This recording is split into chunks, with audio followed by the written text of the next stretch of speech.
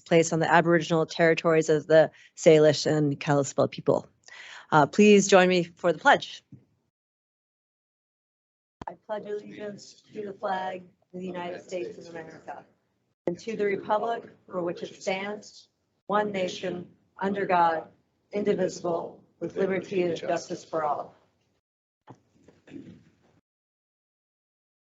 We have a proclamation. Which of you would like to read it? I would be more than happy to. So a proclamation of Missoula County, whereas May 21st, 2022 is the 12th Kids to Parks Day, organized and launched by the National Park Trust and held annually on the third Saturday of May. And whereas Kids to Parks Day empowers kids and encourages families to get outdoors and visit local parks, public lands, and waters. And whereas we should encourage children to lead a more active lifestyle to combat issues of childhood obesity, diabetes, hypertension, and hypercholesterolemia. And whereas Kids to Parks Day will broaden children's appreciation for nature and the outdoors. And whereas Kids to Parks Day will recognize the importance of recreating responsibly while enjoying the benefits of the outdoors.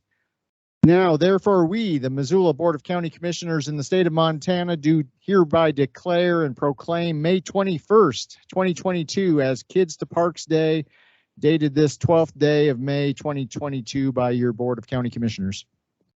Thank you. Is there any public comment on items not on this agenda? Our current, and I'm sorry, Violet, I don't think I see anyone online. Our current claims list received as of April 28th, 2022 to May 3rd, 2022 by the Commissioner's Office totals $1,139,500. $1,139,530.33. We have 6 hearings today. So first we'll begin with Missoula Rural Fire District Annexation Petition and Karen Baldridge.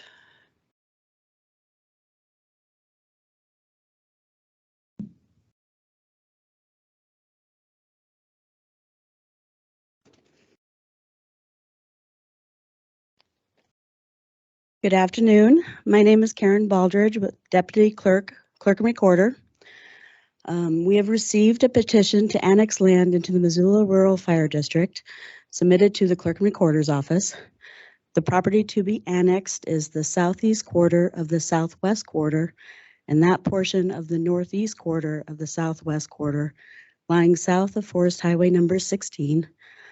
All in Section 20, Township 12 North, Range 22 West in Missoula County, Montana, less that portion deeded in Book 34 of Micro Records, page 260, parcel number 287708, located at 28541 Highway 12 West in Lolo, Montana, 59847. The petition has been signed by the property owners who represent at least 40% of the acreage and 40% of the taxable value of the property to be annexed. The annexation has been approved by the Board of Trustees for the Missoula Rural Fire District, and a notice of hearing has been published twice in the Missoulian. This petition is now ready for your decision. Thank you. Thank you. No questions. I would move that we approve the Missoula Rural Fire District petition for annexation as presented. I'll second that. Any further discussion on this petition? All in favor? Aye. Aye. Thank you. Thank you. And you're the second one. This is a road abandonment petition. Hello, my name is Karen Baldridge, Deputy Clerk and Recorder. Again, a petition to abandon a county road has been submitted to our office. The road proposed to be abandoned is a portion of Cottonwood Lane located in Section 3, Township 16 North, Range 15 West, beginning at Block 3, Lot 1 of Seeley Lake Homesites 10A, and Block 8, Lot 8 of Seeley Lake Homesites 3, and ending at Block 3, Lot 15 of Seeley Lake Homesites 10A, and Block 8, Lot 7 of Seeley Lake Homesites 3. The petition fee has been paid in full. A notice of hearing has been published twice in the Missoulian. The petition has been signed by at least 10 freeholders of the road district, and all affected landowners have been contacted. The petition is presented to you for discussion, to set a date to view the road, and to set a date for the second hearing on the matter. Thank you. Thank you. Discussion, set a date. Yeah. I'm sorry. Public comment. Is there any comment on this? Does Steve Nide Steve have Nide anything is to here. add to this? Is that He is a, indeed here. do you have a comment on this? The only comment I would have is I would love to view the road with whichever commissioner is up next, and I don't remember. I think it's me. It's Commissioner Slotnick. Yep. Yeah. Okay. All right, so get back to me on what date you want to go and we'll go. Yeah. After we hit the hot springs, we'll just a joke. Thank you, Steve. Any further comment? Okay, so you'll work with Yes, whomever to, I'll work with Kyla and Steve to set up a time. okay.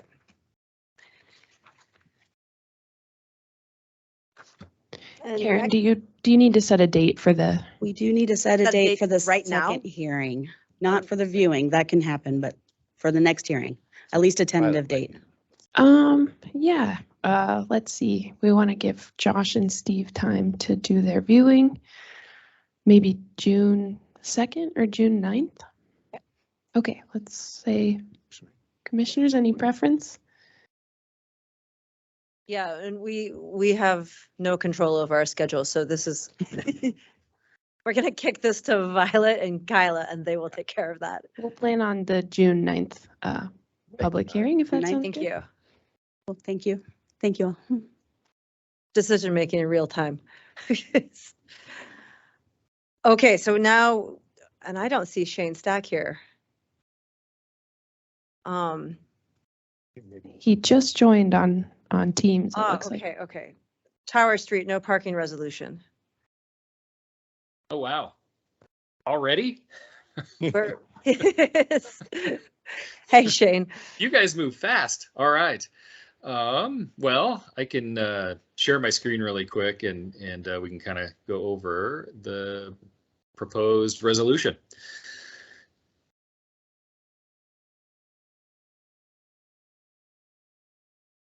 All right, let me know when you can see that.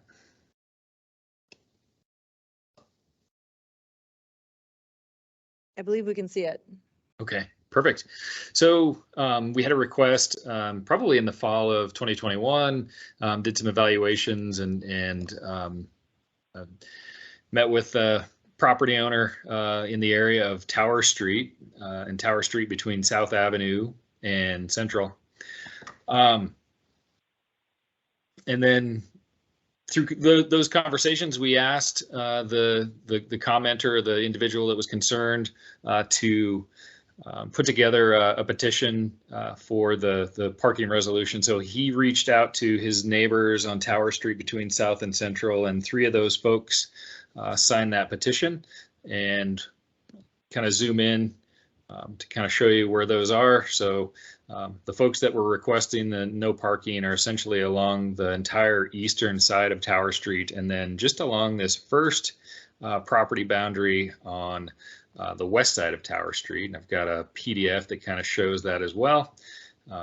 So this is the PDF that goes with the draft resolution for the no parking.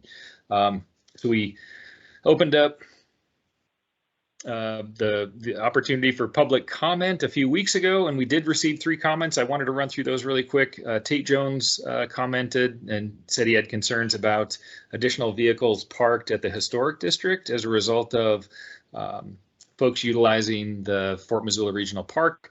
I reached out to Donna Gockler and looped her into that conversation, and Mr. Jones and Donna Gockler are working to coordinate addressing his concerns. Daryl Christensen emailed and said that he thought parking issues on Tower were as a result of events at Big Sky High School, and that it wasn't from Fort Missoula Regional Park. just simply thanked Mr. Christensen for his comments. And Kirk Hennifer, who is one of the petitioners, emailed this past weekend, had more photos of folks parking on Tower Street and parking in his driveway. And so those were the only comments. I asked Kurt if he could make the meeting. So those are basically the comments and the resolution. Thank you, Shane. Is Kurt here? Oh,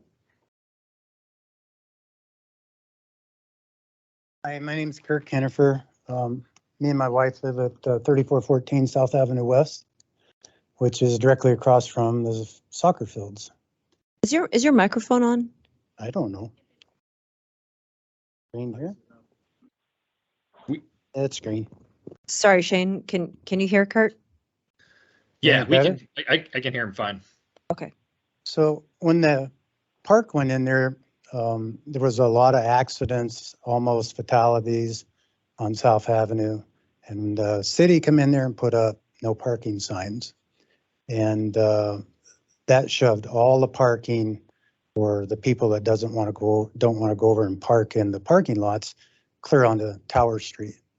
So me and my wife own 4 wildland fire engines with federal contracts with the Forest Service. And we also own Valley Limousine, and we have, of course, 2 stretched vehicles. And we can't even get out of our yard, let alone into our yard. I've been hit on my lawnmower, the people fighting to try to find spaces when people pull out of a spot. Sprinklers have been an issue. I know our neighbor down the street has had ruts from travel trailers and stuff that they just pull in on their lawns. And when we call, and my wife and I'm gone on wildland fires all summer, she can't even get in the yard. And so we're supportive of the police and stuff, but of course there's a lack of people to respond when we call. And when they came out, all they did is remove 1 vehicle so she could get in the yard, which made it so we couldn't get our bigger vehicles out of the yard. And it's been a ongoing problem. There's anywhere from 15 to 50 vehicles at a time. It's whenever there's major events going on over there. I've been verbally assaulted.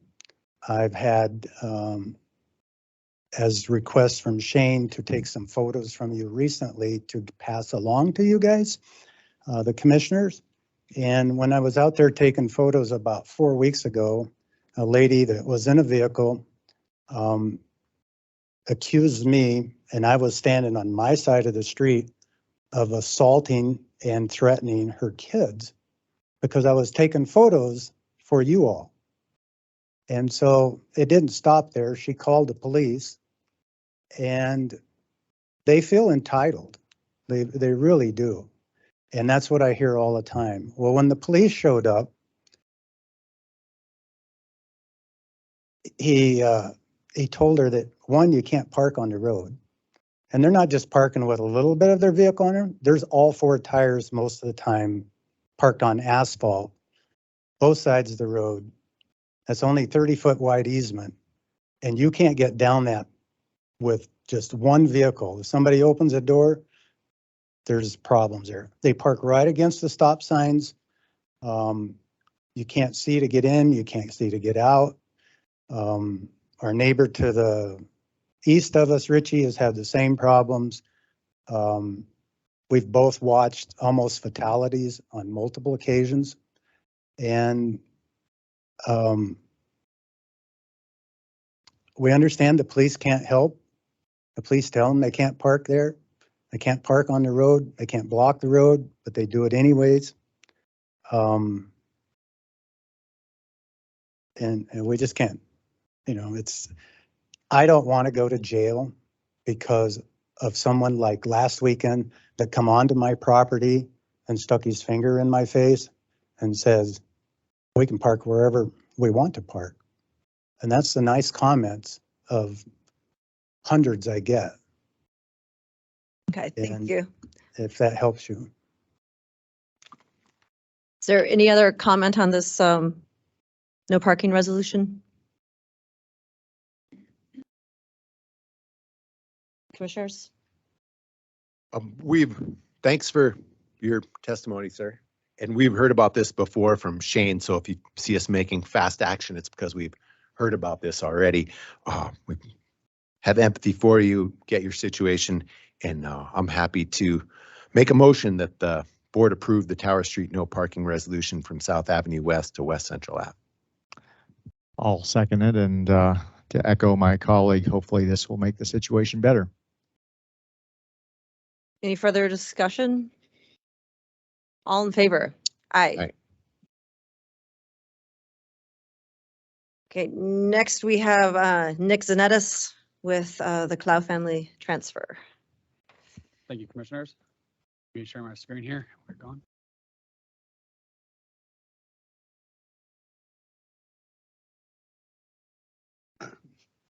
So this is a request from Isaiah Clow to use the family transfer exemption. And I would first start with some background on the project. The proposed transfer is, sorry, I can get rid of that on the screen. There we go. The proposed transfer is located in the West Fork of Putty Creek drainage off of Micah Springs Road.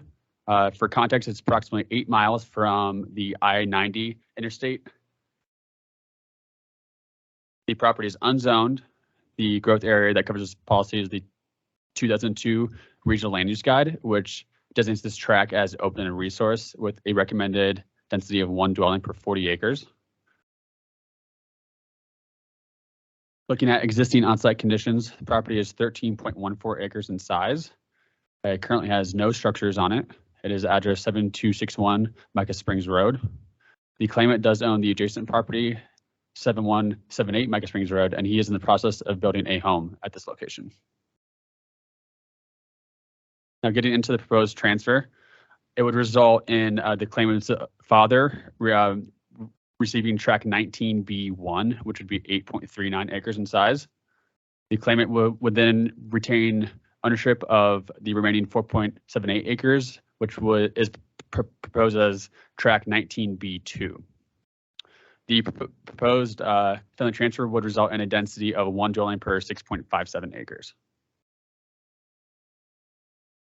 The application was sent out to agencies across Missoula for comment. The health department commented that the project must go through sanitation review or cite an applicable exemption. The floodplain administrator commented that the flood risk at this location are unknown because the West Fork of Putty Creek has not been mapped by FEMA. He did a comment that if this project had come through as a farmable subdivision, it would require a flood study due to the drainage area, which is over 5 square miles. And the reference for that is the Missoula County subregs section 3.3.6 C. Now I'm going to go over staff analysis and any rebuttable presumptions and general evasion criteria points that were triggered. So rebuttable presumption number 4 was triggered. The claimant owns the adjacent parcel, and he could gift the entirety of the subject parcel to his father without any land division. General evasion criteria number 1, the claimant works for Meridian Construction, which is a commercial construction company based out of Spokane, Washington. General evasion criteria 2 was also triggered. The claimant did purchase the property within the 2-year window that the evasion criteria asked for, and that date was January 4th, 2021. General evasion criteria point number 13 was also triggered, and this relates to the floodplain comment from our floodplain administrator and the need to go through a flood study. General evasion 14 was also triggered. The growth policy, as stated, recommends 1 dwelling per 40 acres. The proposed family transfer would result in a new density of 1 dwelling per 6.585 acres. Then last, general evasion number 18 is also triggered. The property is located in the WUI intermix and has a very high wildfire hazard level. During subdivision review, it would be determined if these impacts are significant enough to require mitigation. Additionally, flood risk would be determined during subdivision review, and it would be determined there if this criteria point would also need mitigated. The claim, I believe, is online. I'm going to go over the family transfer questions with them. Nick, Hello, can I please have you state your name for the record? Isaiah Clow. Thank you. So question number 1, did you buy the property with the intent of dividing it? I did. Question number 2, do you or your transferees intend to transfer the property within the next year? We do not. Question number 3, have you talked to anyone at the county about going through subdivision review? Well, I've been in touch with you, but that's about it. And question 4, will the property be developed? We intend to put my dad, a single family residence on the property for my dad, yes. Thank you. And last question, will the recipient of the property be residing on the property? Yes, he will. Thank you. That is all family transfer questions. Staff is recommending denial of the proposed transfer, and I will turn it back over to you, commissioners. Thank Is you, there- Nick. And I'm sorry, did you have any, are you done, Nick? I think that was Isaiah asking a question. Yeah. But yeah, I'm Okay, and then Isaiah, yeah, go ahead and share what you'd like to share with us. Sure. Well, Nick, I don't know if your supervisor is on the line or anything, but if nothing else, I at least want the commissioners to know, even though you gave us a recommendation I don't like, you were awesome to work with, super professional, very responsive, and I sure appreciate your professionalism and communication. You've been great. I guess I want to maybe just break down what I have to say into 2 talking points, one being what I would consider low-hanging fruit with respect to the concerns that would be raised through the subdivision process. The zoning or the density dwelling of 1 dwelling per 40 acres is what it is, but if you look at this drainage, there's multiple parcels that have residences on acreage that's less than 6 acres. In fact, the first 4 houses that you drive by as you get to this are on parcels that are less than that in acreage. There's certainly precedence for that in this area. Not that I want to say that it shouldn't be allowed, but I'm just saying that there's other properties out there that are certainly smaller in size. The other thing with respect to the floodplain, I did a quick study and it's on this map right here. You can see on the top left corner, the elevation of that creek is 3705. The elevation of the creek at the bottom right is 3706 or something like that. Anyway, if there was no moving creek, it would take about 33 million gallons of water to reach the building sites on this. So again, just trying to demonstrate, if anybody's familiar with this drainage, it's a pretty steep run. That would take a tremendous amount of water to actually be of concern. So I don't think that there's any risk really for flooding. I think anybody that would be out there or is familiar with it would understand that. And then I guess the third thing for me with respect to low-hanging fruit, I do work for a commercial contractor. But I do schools and clinics and retail strip malls and things of that nature. I've never subdivided before. In fact, this is my first attempt to do anything remotely close to this. So I don't have any experience doing this. So it's not something in my wheelhouse. If it was, I probably would have been able to avoid this testimony altogether, right? So. But I think really ultimately, I think what this really boils down to is the intent and whether, I'm trying to maybe circumvent the subdivision process, but a little context here, which is one of my frustrations that I expressed with Nick. The application doesn't really give you any opportunity to demonstrate context. It's really just yes or no, black and white questions. And I mentioned to Nick when I bought this property that we actually were only going to buy 19A, or that was only the only parcel that was available for purchase at the time. And we worked with our realtor to get the next adjacent 19B tract with part of that purchase so that we could put my dad there, and my father-in-law actually will be moving over as well. So the request to demise 19B is because my wife and I are, for lack of better words, we're kind of the breadwinners of the family. We understand that we're going to be taking care of our folks as they age. And the goal is, as Nick said, we're building a house on 19A. We'd like our folks to be with us since we're going to be taking care of them. We'd like them to be next to us. So 19B would be available for my dad, and I'd like to retain the rest of that portion to build a future home for my father-in-law. You know, and when my dad and I decided to move over, we've been looking for property for about 3 years in Montana. We're from Spokane, obviously.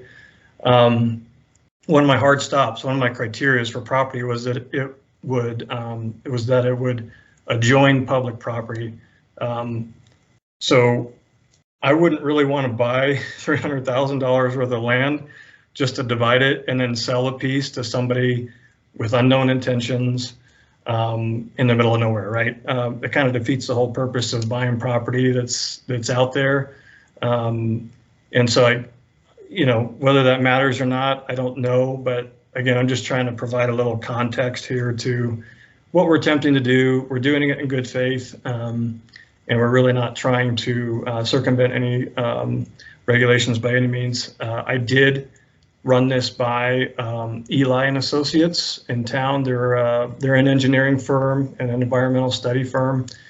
And before they'd even present a proposal to me, they grilled me, man. I mean, I can show you lots of emails where they said, what are you doing? Why are you doing it? Who are you sending it to? And after about 11 emails and phone calls, they finally decided, okay, your intent meets, or your plan, your goal meets the intent of the family transfer process. And they actually gave us a proposal to do what I'm doing right now and do all this work for me. I didn't want to pay for that at the end of the day, but they felt like it met the intent of the family transfer. I also ran this by Jerry Steinbrenner, who's an attorney in town that does a lot of these, and to use his words, he thought it was a slam dunk. So when the report came back, recommended denial, I was a little frustrated. I was a little taken aback because I had done some due diligence and I'd done my research and tried to communicate, again, good faith intentions here and what we're trying to do. Ultimately, at the end of the day, obviously, guys, it's your decision. But I guess that's all I have to say. I'm an open book, so if you have any questions, feel free to ask away. No, thank you. And Nick, can you, I need a visual reference. Can you show us the area and the parcel sizes?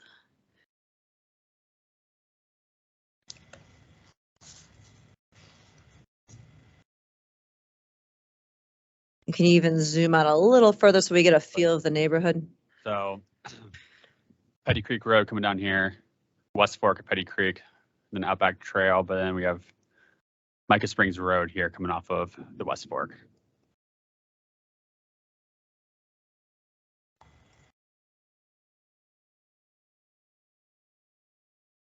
Thank you. Okay, Slotnick. I can go for it. Oh, okay. All right. So, Mr. Clow. Clow. Mr. Clow, thank you for all the detail and the context. That's super helpful. So, for me personally, when I look at this, it looks like you're going to end up with, if the family transfer goes through, you'd end up with your chunk of land that, can you go back to the first map with the numbers and names on? Thanks. Oh, it was there for a moment. So you'd end up with 19A, which you currently own. That's correct. And 19B, and then your father would have the 4.78 acres. Is that correct? Just the opposite. He would have 19. No worries. He'd have the yellow shaded section. Okay, thank you. Yep. Sorry for that.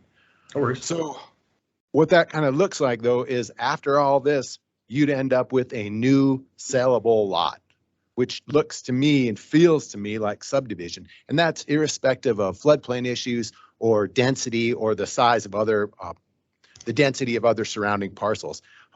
Family transfer, to my understanding, is You give a chunk of land to one of your family members, they got a new chunk of land, which is a wonderful tool and meets all the goals, all the needs that you described you have with your father. What this looks like is that your father gets his needs met, but you also get a new tract of saleable land, which really looks like subdivision. And I believe you, sir. You've come across as a person with integrity. I totally believe you. And yet this looks like you end up with what really feels like a subdivision. You got a new piece of land to sell. And what I just want to throw out there, and we should double check with land development experts like Nick, is that you might be able to actually accomplish your goals through a boundary line relocation, which you start with, you got 2 parcels, you end up with 2 parcels, they're just shaped differently. And then it doesn't at all look like subdivision. You start with 2, you end up with 2. In this case, you're starting with 2 and you're ending up with 3, with one of them where you're not living, your father's not living. Looks like you could sell it if you wanted to. That's where I'm coming from. Thank Yeah, you. and I totally recognize that. You're 100% right. That's where, and I'd consider the boundary line adjustment, and I think ultimately we'll go that route if it's denied. But again, the intent is to give that piece to my dad and retain the other piece for my father-in-law. Again, you know, on the surface, it looks exactly like what you're just saying, but it doesn't really accomplish the goal, which is to have my family and my wife's family adjacent to us who are both in their 70s and kind of approaching that, the golden years, if you will. And so we're trying to do this in a way that's cost effective for us to keep them close to us. But I don't have anything to rebut against that other than to communicate the intent. So. Stromer? Yeah, thanks, Mr. Clow, and great description and background. It does appear as though you got some bad legal advice. These are not slam dunks by a long shot, and I think the reason why, for any attorneys or developers here in the room or online, the reason why is that we have seen good intentions turn out in exactly the opposite scenario of what was suggested when we've approved things like this in the past. So that's why we're pretty cautious when a new lot is sellable lot is created. So I guess to build on my colleagues' thoughts, one approach certainly would be a boundary line relocation. The other would be a question for our legal counsel or Nick. Is it acceptable to transfer a parcel? I guess maybe it depends whose name the tract 19A is or the parent tract in question, who's the owner of record of it. But could he transfer one parcel to his father and the other parcel to his father-in-law? I was thinking the same thing, Dave. Would both he and his wife have to have their name on the title to the property in question? I believe they could have, I think general practice is to have one name on. I'd have to go back through the records to make sure that we could do it with 2. I believe it could be accomplished. John? I don't exactly understand the scenario, but the law only allows you to transfer property to your blood relatives. So I could only transfer to my father. I couldn't transfer to my Father-in-law. So in the question at hand here, I guess this might be a question for Mr. Clow. In whose name is the property owned? Is it jointly with your wife or just yourself? Well, that's a good question. I actually already broached this topic with Eli and Associates, and the last gentleman that was just talking, I think hit the nail on the head. They said that you can't transfer to anybody that's not your blood relative. Otherwise, I would have proposed that to, again, kind of get away from what this looks like on paper. But the property is in my name. We transferred it out of my wife's name to transfer it only to my dad. But I would love the opportunity to transfer to my father-in-law on one piece and transfer to my dad on the other. But as far as I understand it, I don't think that's permissible either. But thank you. I'd just ask John a question. So if Mr. Clow and his wife own the property, can they together do a family transfer, giving each of their father's a piece, if they are joint owners of the chunk of land in question? In the past, we've required, one spouse to quit claim their interest to the other spouse, and then, that spouse who remains owning the property can do the family transfer to their Relative. blood parent. And then, you're doing some, you can do the deeds, so to speak, in the opposite, direction. That Another parent, quick claim. and then the other one, doesn't quit claim, but they would deed the entirety of the property back to the other spouse, and then they could do the transfer to that blood parents. I'm not visualizing necessarily how it would work in this scenario. I think it's possible, though. Yeah, and that's what we did. We actually quit claimed the deed from my wife's name to my name to do that exact thing. And if we were to do that, quit claim one parcel to myself, one parcel to my wife, and then split off the parcels to our father-in-laws, I think it would actually yield 4 parcels, which would look even worse almost. But yeah. Yeah, Nick makes a good point that I too was thinking about. The boundary line, this is why the boundary line relocation solution is probably the course of action that Mr. Cloud should take, because then that gets his father a piece of property, and then he and his wife, or his wife then owns the remaining parcel, and she can do a family transfer to her father. So this would end up being a 2-step process. Boundary line relocation followed by a family transfer. And then, if I'm understanding right, then we would be in line. Correct, and we could stack those in one application. We do that commonly, so. Oh. There you go. See, we're trying to get to yes here, Mr. Cloud. I appreciate it. Thank you. I appreciate the creativity. Yes, it's awesome. Let's do that. Yeah, I mean, that sounds like the most elegant solution. The question would be for us today, whether it would be sensible for, if Mr. Clow is amenable to this approach, for him to withdraw his application and pursue the new route versus us voting this up or down today. And then. How does that make you feel? How's that sound? That's great. Absolutely. I'd love to table that, take this out, and work with Nick and reapply it in a different approach. You bet. Thank you so much for your patience. You bet. Thank you. Thank you. Thank you. Thank you, Nick and John.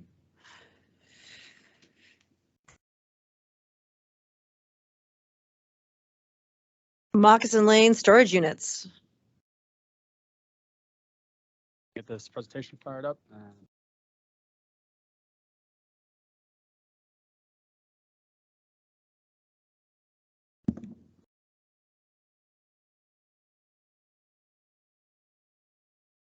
All right, so this is the Moxa Lane storage unit proposal, also known as the West Valley View Storage, and this is a buildings for lease or rent proposal. I'm going to quickly just go over the BFLR regs and just an overview, since we don't see these very often. These do apply to unzoned land only, and these regs get triggered by a certain threshold depending on the use that is being proposed. In this case, it is the storage unit use, and that threshold is 4 or more buildings or 30 or more units in one single building on one single track of record.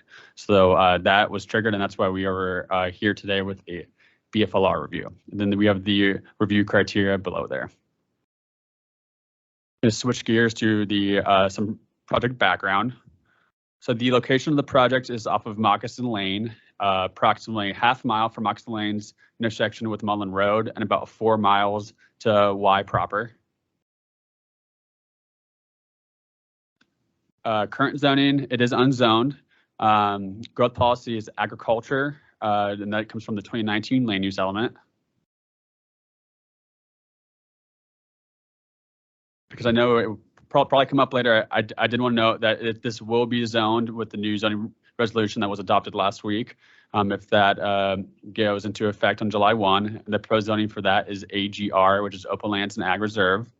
This zoning was not a factor in the staff analysis due to the submittal date of the application and its vested right under the old regs. Getting into existing on-site conditions, the property is 5 acres in size and address 13105 Moccasin Lane. There is currently 1 home on the property and 3 sheds. Project is proposing 388 storage units over 9 buildings. The single-family home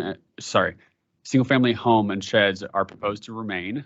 This is tilted to the right, so we do have the north will be to your right when looking at that site plan. This project was sent to Missoula County agencies for comment. The only comment received was from Missoula County Public Works, which commented that the project is located off of a public right-of-way and any new approach onto this roadway would require an approach permit. Now getting into public comment, property owners within 300 feet of the proposal were notified via mail on April 14th. We received 8 public comment letters, email/voicemail, as well as 1 petition with 20+ signatures on it. These came from adjacent property owners as well as owners in the surrounding neighborhood. To summarize some of those concerns, there's concerns over a commercial development in a primarily residential area, concerns over increased traffic and dust and the effects that would have on health and safety, concerns regarding the closed bridge over the Frenchtown Irrigation Canal, concerns over lighting from the proposed development, and also concerns regarding a violation of the private covenants that the subject property is party to. Now getting into staff analysis, starting with impacts to the physical environment. So the property is not located in any FEMA floodplain, and it is also outside the air stagnation zone, but is inside impact zone M. And impact zone M just relates to wood stove and fireplace restrictions during stage 2 air pollution warnings. The project is proposing a stormwater retention facilities on site, and there's also a condition of approval that requires a grading and drainage plan to be reviewed and approved by Missoula County Public Works at the time of building permit submittal. Now looking at impacts to the human population, all properties surrounding the subject property are residential in nature. Public comment was previously mentioned. Public comment does go in this section of the staff report, so that's why I just wanted to mention it here. And then based off of public comment, two conditions of approval were added. One is a landscaping plan that includes a visual buffer around the property, and another is a lighting plan to mitigate light onto adjacent properties. Impacts to human population is also where we look at growth policy compliance. Like I mentioned earlier, the property is designated as agriculture under the 2019 land use element. Commercial buildings are not included as intended uses in the ag designation. The proposal is not in substantial compliance with the ag designation per the 2019 land use element. Due to state law, there is no condition of approval that is recommended based solely off of growth policy compliance. Now looking at access to the site, the applicant is proposing a new approach onto Moccasin Lane for access into the storage unit development. Moccasin Lane is a county-maintained roadway with a road surface width of approximately 24 feet. It is unpaved and in variable condition. Like I mentioned earlier, a condition of approval does require an approach permit to be reviewed and approved by Missoula County Public Works prior to issuance of the land use and zoning compliance permit. Access to the pro site via Mullen Road is currently restricted due to the closure of the bridge on Moccasin Lane. The bridge runs over the Frenchtown Irrigation Canal. Access to the site is still available, however, from the west via Dayshaw or Pulp Mill Road, and to the east via Moccasin Lane. In conclusion, staff is recommending approval of the project with 5 conditions. I believe I went through all the conditions already besides the first one, which just states that the project must be in substantial compliance with the submitted site plan that was submitted in the packet, and we allow for slight differences to comply with applicable codes and conditions of approval requirements. That's all I have, commissioners. I will turn it back to you. Thanks. So before we take public comment, did you have any clarifications or any questions you wanted to ask Nick? Okay. public comment on this? Anyone in the room? Or, thank you. Sorry, before we take public comment, is the applicant in the room? Would you like to speak? Carly Strolley? Okay, come on up.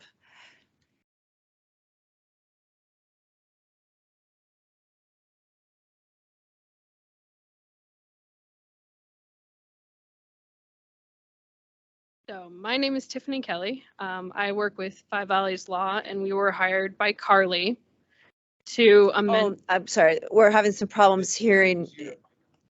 Yes, it is. Maybe just get really Yeah. close to it. Okay. So we were hired by Carly to amend the covenants, which we are currently in the process of doing. We have gotten positive feedback from the neighbors, and Carly is working to come up with accommodations for concerns around signage, lighting, hours of operation, and security. We are aware of the petition. We have some concerns with it. We had one of the neighbors tell us that they signed the petition, but were unaware what they were signing. There have been some changes to the project due to engineers' reports for drainage, traffic, and waste. There is planning to be around somewhere between 282 to 256 units, which is a reduction from the proposed 388 units. If you have any questions, I'm open to answering them, or we have the engineer here as well to speak about specifics of the drainage plan. Thanks. Do you guys have any questions here? Okay. Thank you. We'll call you back up if there's other questions. Is there any public comment in the room? Yeah. Only because Oh, Hurst. just state your name, please. Rydell Peterson, Mr. Hart. Rydell, how are you? So I'm an attorney, and that's the only reason I wasn't planning on speaking, other than the fact that Ms. Stoley's attorney was speaking. So I represent one of the landowners in the subdivision. I don't even know if it's an actual subdivision, but in the area. And it just seems to me like the cart on the project is way ahead of the horse, because in order for any building permits to be issued, the Community Planning and Services group needs to approve the plan, which one of their primary things that they look at least from what I understand, is the covenants. And the covenants on the property absolutely 100% prevent this type of development.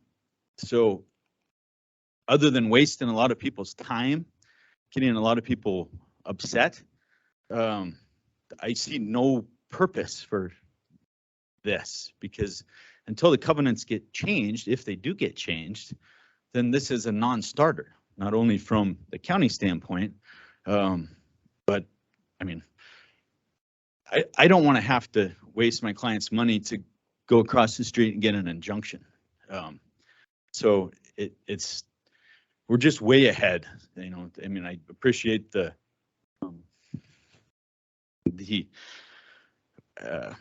it's ignorance. I don't appreciate it. I think this is very poorly thought out, and we're playing catch up, and we shouldn't even be here today.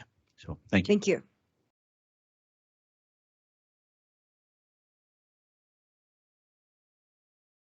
Hi, my name is Robert Logan. I currently live at the corner of Gowan Lane and Barb. I'm not I'm not against the proposal of her doing what she wants to do with her own land, as long as it fits into the aesthetics of the surrounding property. All the landowners out here moved to the country to have their horses and their dogs and their animals, to be outside of the city. There are some properties that have been changed. Previous landowners have done that. My property is one of them. What he was saying in the covenants that it restricts the commercial use. We do have some people that are self-employed out of their own garages, but they are not a business. They build steel, they work on people's cars, but they do not do it under an LLC or an incorporation. So for the covenants being changed, that's been in effect. I mean, a lot of us have bought our property that have been against the covenants out there, so we're kind of like grandfathered in. Nobody's ever said anything for covenants changes and possibility lawsuits and suing for these changes on property that were never approved. Well, we've all bought our property that way. And I proposed in our meeting of the attorneys, if it did meet aesthetically of what our neighborhood consists of, which is agricultural, people have horses, and I mean, it's kind of a ranch community, but if it would fit in with the lighting and stuff like that, that would be internal, then it wouldn't be affecting people's line of sight to their houses or shining in their kids' bedrooms. But another concern is also, we've been getting a lot of transients out there with the pulp mill and stuff being down. I've had people break into my backyard, and with a storage unit facility there, even though they own the property and they're staying there, they still don't know what's going on in the middle of the night. So the surrounding people that have ag equipment and boats and snowmobiles and stuff like that, what's the possibility of thefts? I mean, so that's kind of my 2 cents, is bringing that kind of development, people coming in and out all times of the night, and the threat to our livelihood there. Thanks, Mr. Logan. Come on up.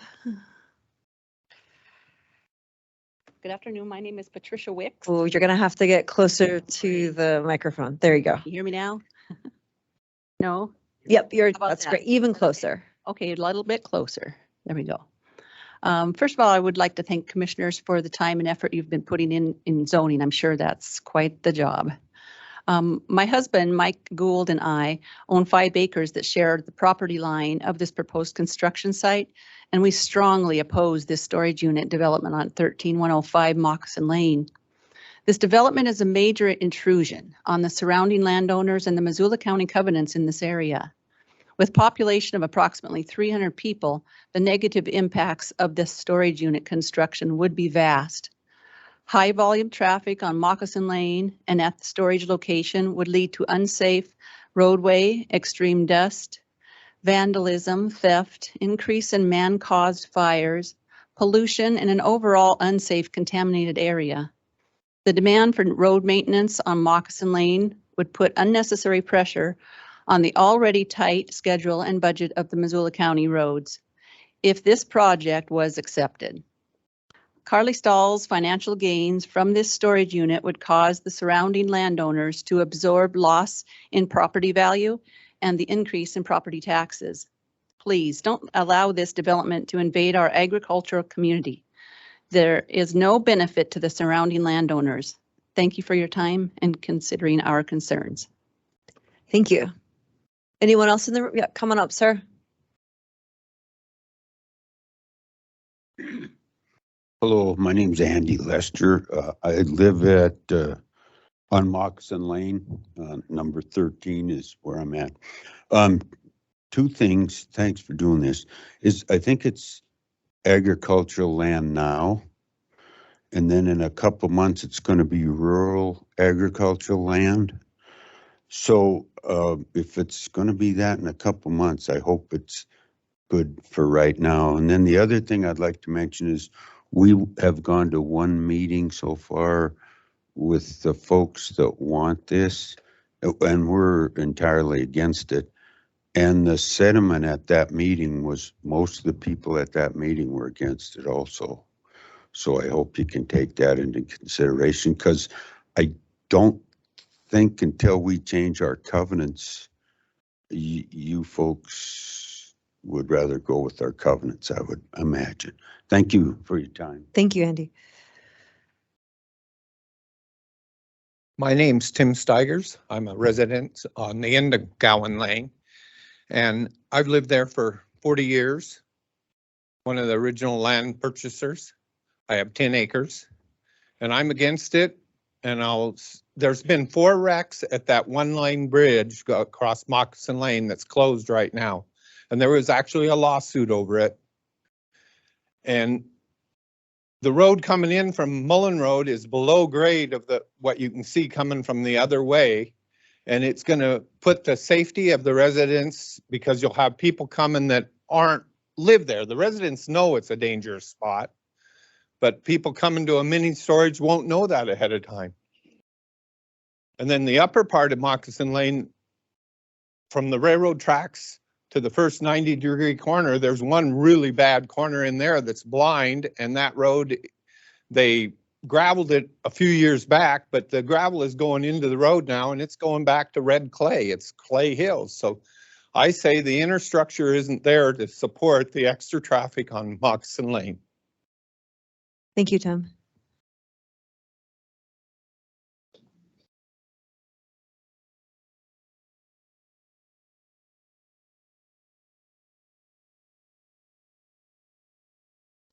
Everybody, I'd like everybody, thank everybody for coming out and doing this. Sorry, help us with your name. My name's Austin Weiss. I'm a resident out of Barb Lane. I moved there in the last year. I'm originally from Missoula. I know that area very well. It is very ranchy, old-timey. And yeah, I'm very against the idea of having storage units out there. It's a very quiet area. You know, I can hear dogs barking mile away. I don't want to be listening to storage unit doors closing at any given time of the day. Like the other residents have said, our dirt road cannot handle the actual traffic. It's bad enough. The year I've lived there, it's gotten worse.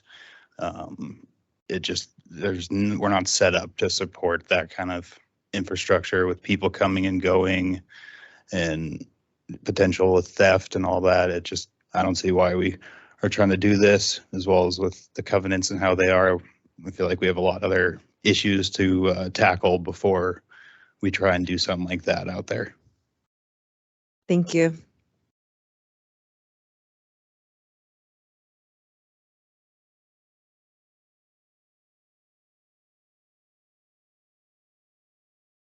Good. Yep, go ahead. My name is Jansen Kelsey.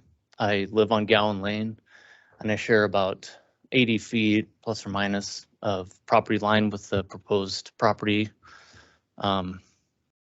I've lived there for 14 years. My wife and I moved there because, you know, it's about as close to Missoula as you can get and have property for horses, and my wife's always been into horses. I have lots of concerns with the proposed development. Big one is our horses. You know, if this goes in, that section of property that borders us, that because that's being there, we cannot allow our horses out in that area. I mean, that may sound overreactive, but if anybody's ever been around people and horses, they have to feed them. And if our horses are out in that field, they're going to be eating cheeseburgers and everything else someone has in the backseat of their car. No 6-foot chain link fence is going to stop that. Anybody that knows anything about horses knows that they have stomachs that are about the weakest thing in the whole. Anyway, horses cannot handle that type of abuse, although people think that they're doing the horse a favor by feeding them. Another issue I have is the access to the property. This has been mentioned several times already. Even under ideal conditions where that bridge on Moccasin is open, that bridge is extremely dangerous. You know, the fact that we don't have, I mean, there have been several accidents there, but there aren't even more is because we are all familiar with that area and we know what to expect when we're coming up on that bridge. We know that when you get 300 feet from that bridge, you need to be watching up over top of it because it's blind. You need to be watching for cars. If there's hundreds of additional traffic on that bridge, there will be problems with that bridge. Maybe 45 more seconds, Jason. Okay. And the other way, you know, it's not ideal conditions either coming through those S curves down through Moccasin Lane. The lighting is a huge issue. It, you know, we move out there for the peace of the country. You know, we don't want lighting. We want to be able to see the stars. Water table contamination, we're all on wells. You know, this is a purely hypothetical situation, but someone's cleaning out their storage unit and they find mystery jug of liquid, you know. And a lot of people around here would just dump it in the gravel. This will happen. It's not a matter of if. Things like that concern me. The fire hazard, you know, the lack of bathrooms. People are out there getting in their storage unit, organizing. They're smoking a cigarette. They'll go along the fence and use the fence as the facilities. You know, their cigarette starts a fire, burns a hayfield up.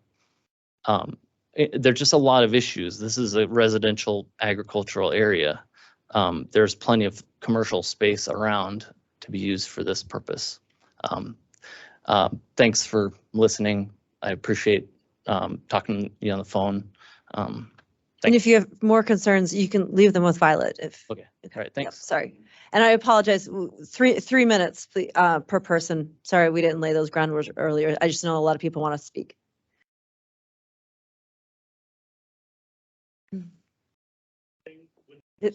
Yeah. Hold on, Jason, or Tim, sorry.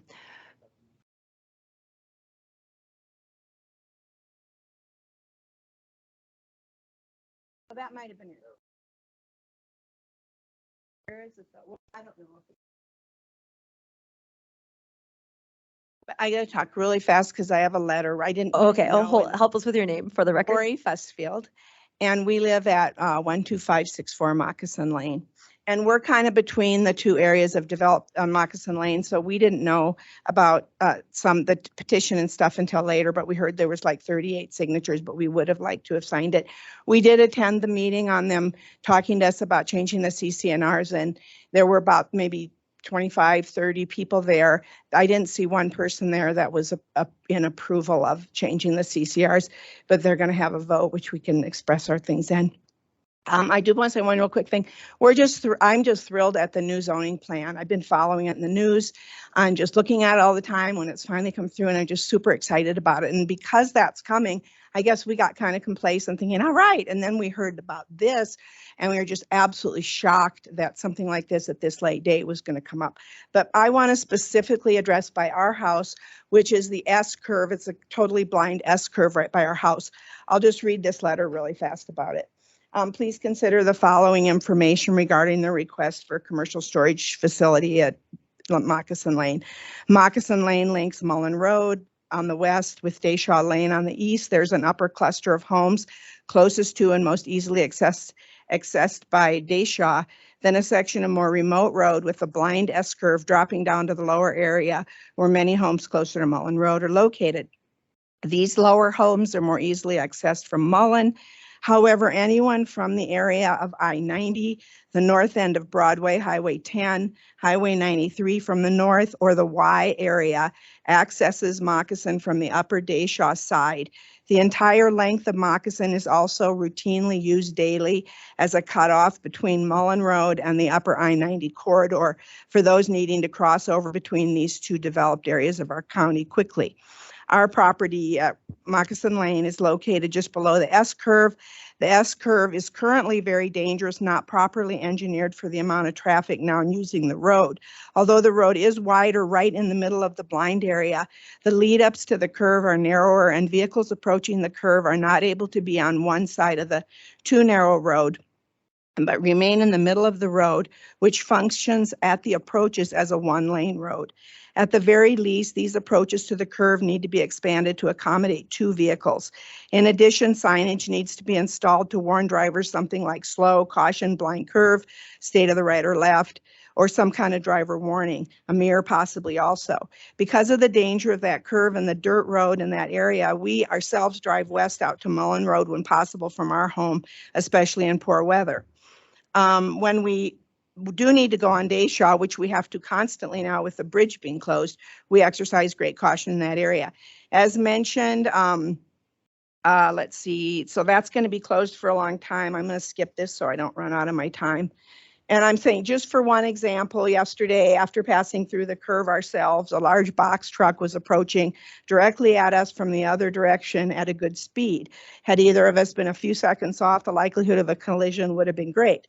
Should a commercial storage business be established on the lower part of Moccasin, the traffic brought in through the already dangerous curve would be substantial and intolerably increased. Not only would the number of private cars and trucks increase, but larger moving trucks, rented U-Hauls, service vehicles, whose companies often use storage units for their materials and even for parking their work vehicles and travel to them daily, would be traveling on that road through that curve.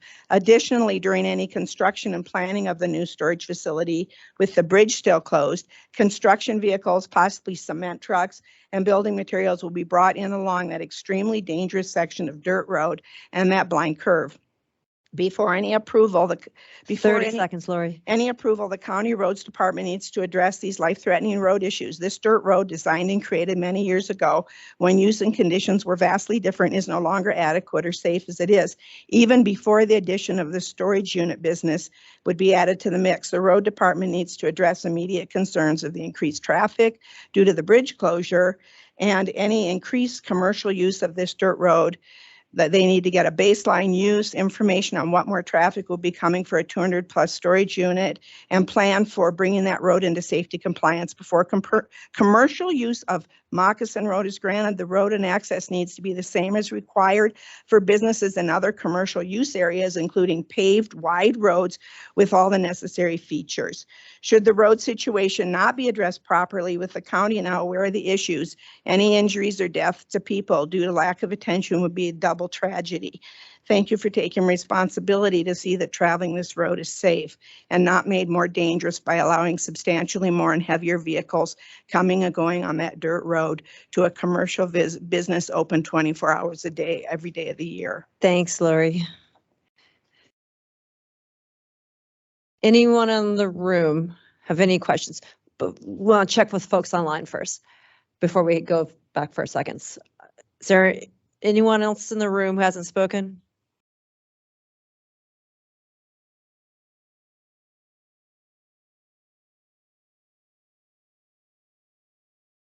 My name's Ethan Pateman. I live at the end of Barb Lane. I have 12.5 acres there. I think to parrot, what's your name again, sir?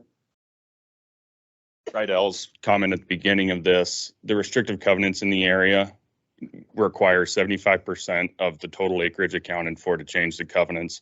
In this room alone, there is more than 40% of the acreage represented, and we are all in opposition to the proposed storage units. So in order to try to move this on, the covenants will most likely not be amended to allow this type of commercial business or industrial application in the area. So I'd almost propose that we close the floor to comments and vote on this because it's no longer, the covenants will not allow this to go in our area. Thanks, Ethan. Thank you. Anyone else like to speak on this in the room? Okay. Any comments online? Oops, I'm sorry. So sorry.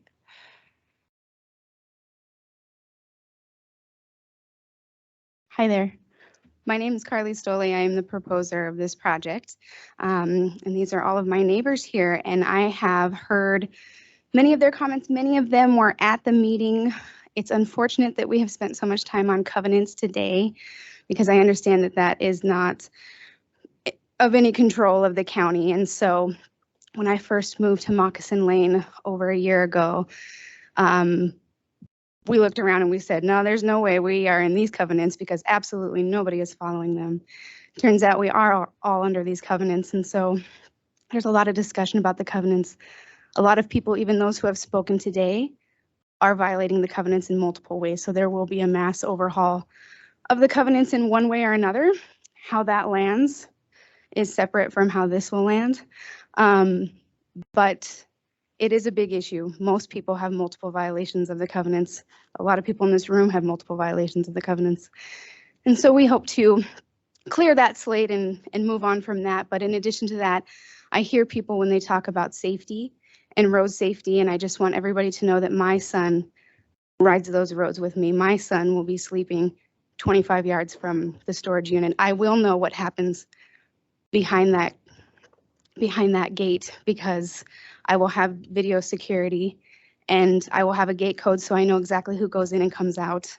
I will be very diligent about that. Again, my son will be here too, so I just wanted to share that. Thank and you, I also wanted to share that my storage sizes are geared towards residential, not big, massive units for commercial, which typically sees the high traffic. Residential in the study that I did with Blackstone Launchpad, we anticipate 3 to 5 cars a day on Moccasin Lane. So that is because of the size of my units and that it's residential and it's not geared towards commercial use, which typically sees 4 or 5 times a week. So thank you. Thank you. Okay, before we go, oh, one more.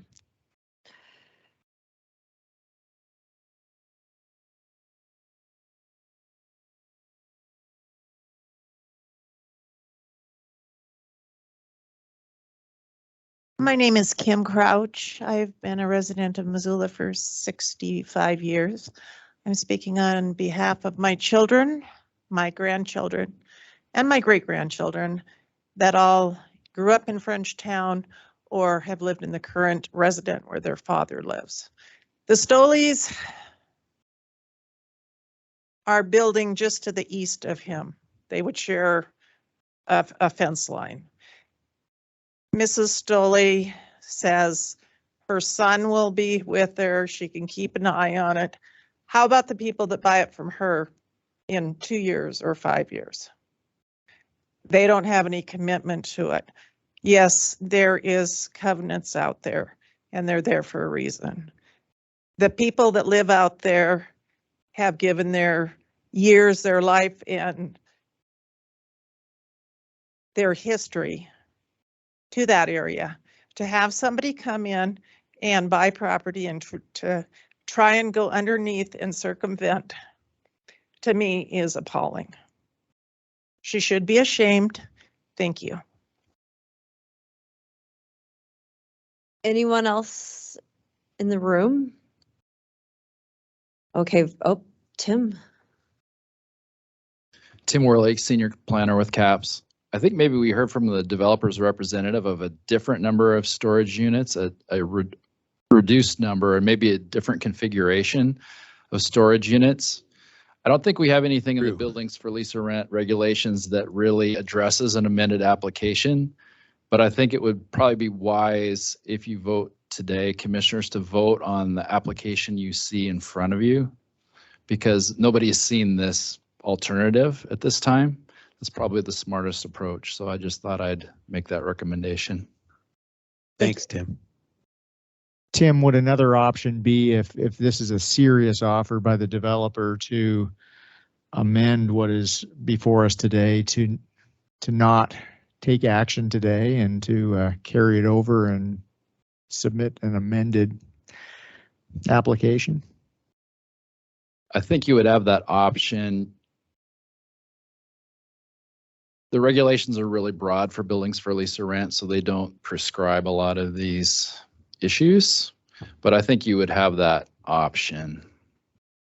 I don't know, maybe John Hart might have some. And it's just a little bit it's out of the ordinary. It's unusual. I don't think we've ever seen it in this land use category before, to have this big a change that where the can gets kicked down the road, so to speak. John? Well, according to the staff report, the 60-day limit that we're under to make a decision is June 1st. So if you were to, continue the hearing, or the applicant wanted to submit an amended application or proposal, I think it would be wise to have the applicant on the record consent to do that, especially, I mean, absolutely, if it's going to take us beyond that June 1st deadline. Carly, I'm sorry, did you have something to add? I was going to say, I'm glad that Tim said that. I was personally feeling a little bit uncomfortable looking at a map that now verbally is not, these two things aren't consistent. So. Yeah, so I see, I'm trying to find the condition here related to the grading and drainage plan. And those changes are based on the grading and drainage plan. And so I guess my understanding was that, and my understanding in the planning phase was that as long as it shrinks, that's okay. But they're dictated by the grading and drainage plan to ensure that none of my neighbors' soils are impacted. And so it's not like a redesign or different thought or anything like that. It's with feedback from the engineers. As we progress in the grading and drainage plan, which if I understand right, is not required for this, it's required for building permits. Is that right? But it's a significant reduction of units. Different configuration of buildings. We are at 309 units, 8 buildings, so just one less building. And if we have to cut more, we will. But at this moment, with the engineer and the draining and drainage plan, we are at 309 units, 8 buildings. Sounds like a different proposal to me. Nick? So we do allow for slight modifications. We use the word substantial compliance with the submitted application. So without seeing, excuse me, the amended plan, I can't really comment on whether that would be in substantial compliance or not. So the way that would work normally is when this would be submitted as a building permit, we would be referencing the site plan that was submitted at that time with the site plan that you all that you all approved during the public hearing process. Oh, thank you.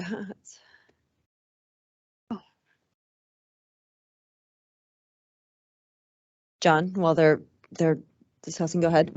Well, anytime you are being asked to consider something at a public meeting, at a noticed public meeting, that is different than what was noticed, you start to get into that area where you're interfering with the public's right to participate, because the public was coming to that meeting assuming that this was the plan.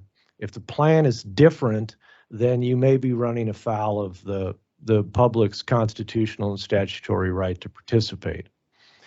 Even in this situation where, you're getting a reduction in units and maybe one building, it's nonetheless, it's different than what was posted to the public. Carly? Yeah, so this was a discussion we had early on, knowing with the scoping meeting and all of that, knowing that the grading and drainage plan was not going to be done by this meeting. And so with the upcoming zoning changes, I do not wish to delay.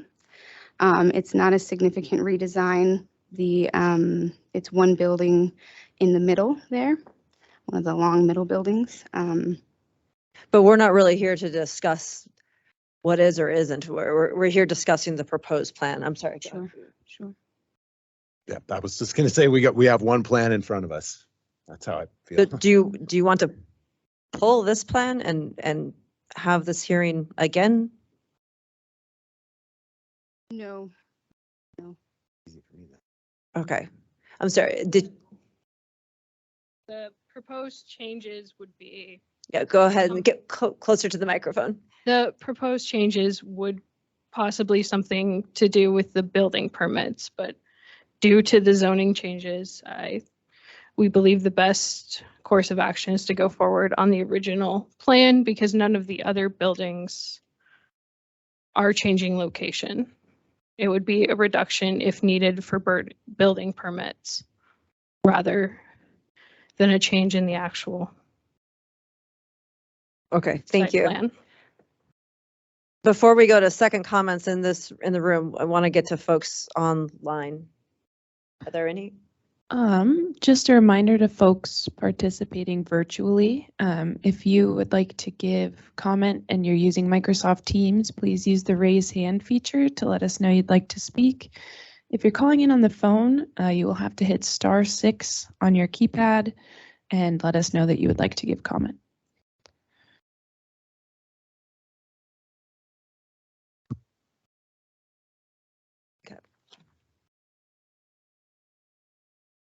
Don't seem to. Okay, John, or sorry. I got some too, but I'll go after you. Oh, I'm sorry. I thought you were going to say something. I said, go ahead. All right. Well, first off, it's a pretty frustrating situation to be in here because by all intents and purposes, it looks like the applicant is trying to slip something in before the zoning changes, which would preclude this.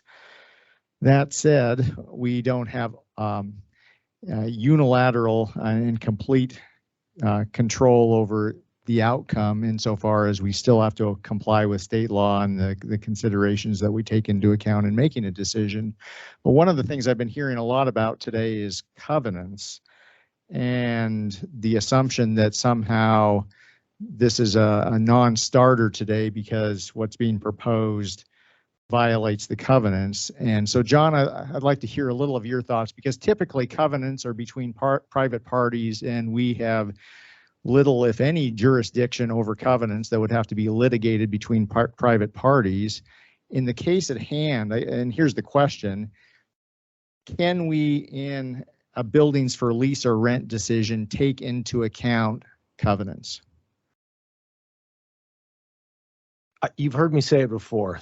Your decision space under the buildings for lease and rent statute is pretty circumscribed.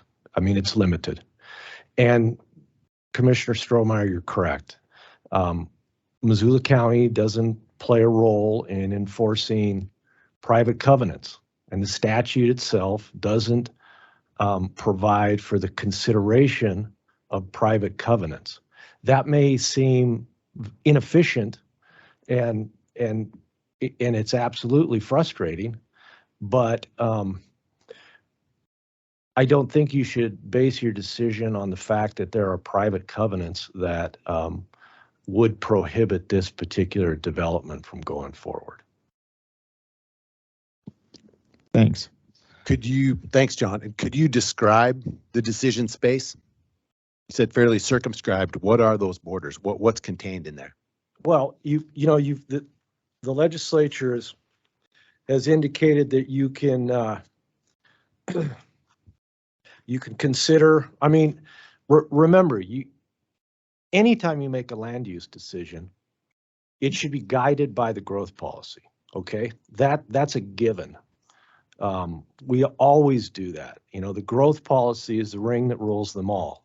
And so everything should be in substantial compliance with the growth policy. But we also look at impacts on the physical environment and human population in the area. That's what the statute says. Our regulations give us some guidance there. I can't tell you exactly what our regulations say, but that's a very broad decision criteria. We also, and within that, we do look at the physical environment, human population impacts, growth policy compliance, and then we also look at water, wastewater, solid waste facilities. That's another one of the bold statutory criteria. Access to the site is another thing the legislature has given you authority to consider. And then the availability of emergency medical, fire protection, and law enforcement services, compliance with floodplain regulations. That's it in a broad context. And as you can see in the staff report, you know, the planning report, the planning staff goes through each one of those criteria and breaks it down to a certain extent and gives you some findings there. Is that helpful? It is. Thank you. Dave? So Nick, or perhaps Shane Stack, if you're on the line, I'd like to learn a little bit more about your assessment of traffic impacts and the existing infrastructure out there and its ability to absorb the additional traffic that would be generated by this development. Nick? So, yeah, Or Nick, if you wanna go or first. Shane? Yeah, Nick can go first. I'll follow up. Right. So unfortunately, the buildings for lease to rent regulations do not have a threshold for traffic study. In general, based off of previous proposals, we do know that that storage unit projects are in general low daily count drivers, but that's the extent of the impact that we do know. So Dave, this is Shane. I would just say that I don't have a IT trip generation manual in front of me, but I would agree with Nick that they're typically, you know, a lower traffic generator. So in that regard, you know, I don't necessarily have concerns there, if that's your question. Yeah, that partially the question. I related to that, the surface of the road, and could you just describe the current condition and maintenance status of Moccasin Lane, Shane, and also in terms of dust abatement that's provided out there or not? Yeah, so I believe that one is typically cost share for dust abatement. So we don't have a plan to, you know, to cover that entire road every year. So it's just on where locations, you know, folks are willing to pay for dust. And then as far as a condition, gosh, Dave, it's probably been a month since I was out there. I mean, I didn't think it was that bad, but obviously our gravel roads, you know, significantly more than our paved roads, the conditions can change a lot faster. You know, spring has a bigger effect on our gravel roads than the paved roads. And so you can go from, you know, recently graded and relatively smooth to washboardy and potholed, depending on the moisture and traffic you receive.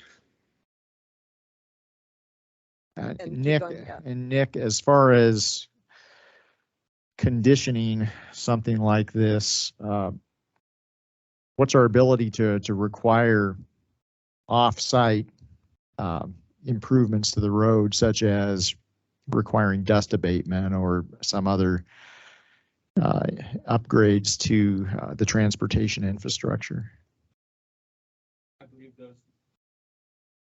I believe those would be handled more through the subdivision review process. And since we don't have any land division, we don't have any subdivision standards to reference in the buildings for lease or rent criteria.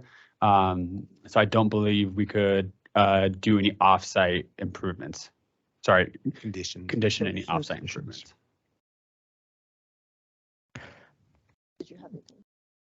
I got a question for Juanita. Yeah. Yes. Livestock. We've heard the concern here as far as at least horses go. And I guess thoughts from your perspective as someone who lives and breathes this. Yes. Yeah, and I agree that there's concerns about people feeding horses that come up through the fence. If that's my understanding. Again, I don't know what it looks like on the ground. But yes, I think if anyone who owns livestock is concerned about what happens across the fence. But my horses don't eat hamburgers, but understood. But I wanted to finish up public comment in the room before we close public comment. So there's three, and then we have a really long hearing after this. So we're gonna have three more people, 3 minutes each, and then we're gonna take a break. Go ahead. Okay, I don't need 3 minutes. Just a question as far as there's no confusion in the room about issuing and we're not here for a building permit. We're here for a specific purpose. But as far as the next step in issuing a building permit, assuming, let's say that you guys vote yes, but in order to issue a building permit, doesn't Mr. Worley's group have to then verify that the proposed permitted site is in compliance with the covenants on the land. Hart is shaking his head. That would be a no. Maybe can you speak to that, John? Or Nick, sorry. Yeah, I kind of just echo what John said earlier. Since Missoula County is not a party to those covenants, we would not take those into any consideration when reviewing the permit. Thanks. For a building permit? Because from my personal experience, that's what I was under the assumption that needed to happen. Oh, okay. Thanks, Rydell. Yeah, thank you. You can tackle them in the hallway. I'm sorry. Lori, thank you. And then Robert. I just wanted to say one thing and ask one question. We were told at the recent CCNR meeting that the project had been reduced to 250 units in 6 buildings. So that shows it's still in flux. And also, whether it's 6 buildings or 9 buildings, what we're talking is a 5-acre piece of land that's agricultural, rural, residential, becoming commercial. You can't hide a storage unit business by making it 6 instead of 9. And what I wanted to say, a question about, you know, in the documents where it says, and I know I talked to you on the phone, you said, well, you don't have zoning there yet, but don't we have that 2019 agricultural label that was in your documents? And is that meaningless? The land use element? Or what's with that? Because it seems like if you could come out to our road, and when Carly says, oh, it's all violations everywhere, the CCNRs, there might be, there are violations. If you have chickens, you're violating it, you know, right now. We need to amend our CCNRs, make them updated.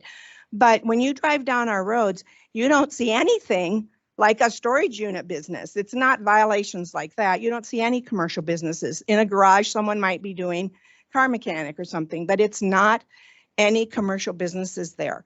And I wish you could see it, because just the idea of putting storage units in that area is just ludicrous. And I'm so glad we'll have the zoning, but it seems like the zoning we have must protect us somehow. Does it?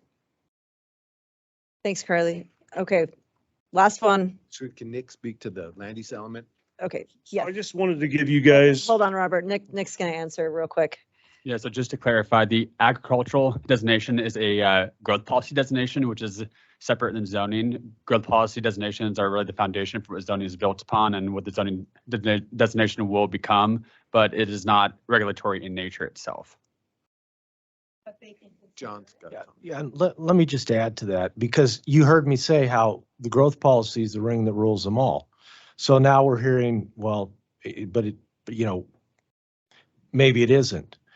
The legislature and the courts have said that, but they've also said that you cannot deny a land use proposal based solely on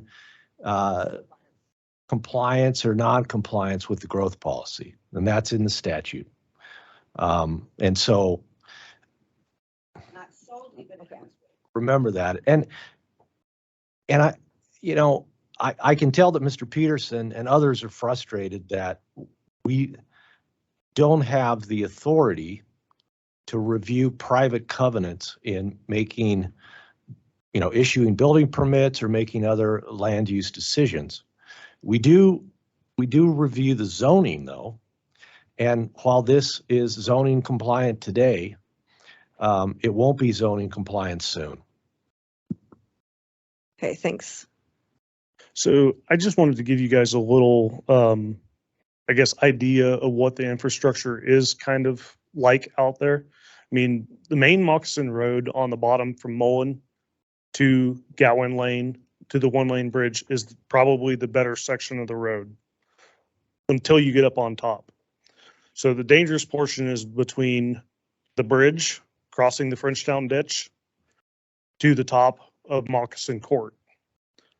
So you have the S-turns that have been in a lot of people's discussions is probably about only 16 feet wide. And it's a blind, almost 90-degree corner. The 1-lane bridge being down, there's no idea through the county of how long that bridge will be down. We discussed that with them today. The proposition for them is to just put in a culvert. Well, they won't be able to put in a culvert until this time next year. So the bridge is going to be shut down for a minimum of a year, is by what the county's been telling us. My wife was one of the 4 victims that got hit on that bridge. Per Montana Highway Patrol, the blind spot coming off that bridge in the lull of the road is 3 to 5 seconds. You cannot see a vehicle. So she got T-boned doing a person was coming up the bridge she did not see, and he T-boned her at 75 miles an hour on Moccasin Lane. So I think the infrastructure out there as of the road, I would like to see the county do something with the road to bring it up to grade. Every time they grade it, it is actually below ground level, so it holds water. So it gets soft spots, frost heaves. It maybe gets graded once a year. And as of the dust abatement, is only in front of certain people's houses that have actually paid for that dust abatement. So that's my 2 cents on the infrastructure that is out on Moccasin Lane. Thank you. Okay, we're gonna close public hearing and discuss. So sounds to me like the issue of covenants are between private parties. So if one person feels like another person is violating the covenants, they would have to take legal action against that person, not the county. I just wanted to make that clear. You asked a bunch of the questions I was going to ask as usual, and I appreciate that. I'm personally ready to make a motion unless you'd like to chat for a while first.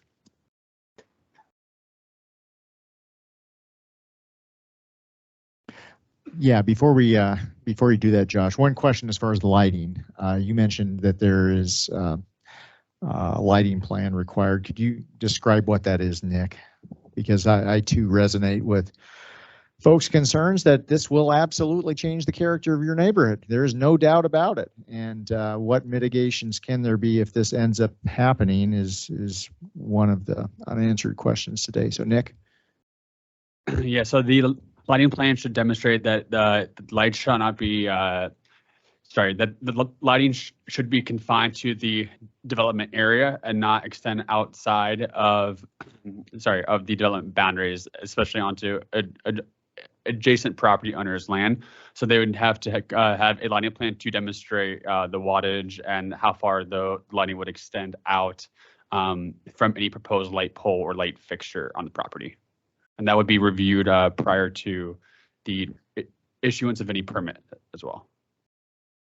Okay, so is it that general? There's no specifications as far as like dark skies,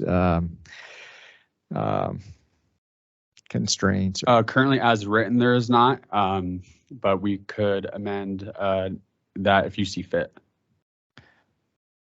Well, we can get to that. We can have some discussion here. Thank So you. Go ahead. I want to make sure on the, so the growth policy documented question here, is it the land use element from 2019? Correct. And that calls for this area to be agricultural. Correct.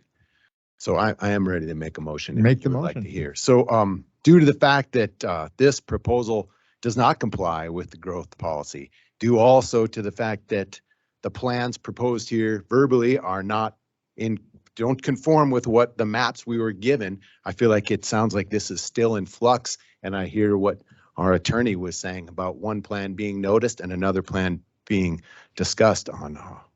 Also due to the fact that I feel like there is going to be a substantial effect on human population, and the access and the road conditions bother me too. I would move that the buildings for lease or rent project on parcel 9A of COS 1747 as represented in the applicant packet be denied based on the findings of fact and conclusions of the law found in the staff report and subject to conditions. To the following condition. Well, we're not subject to any conditions because I'm saying deny. I will second that. And John. Any further discussion? Yeah. Yeah, I'd I like want to to make sure I got it right. speak to the motion too.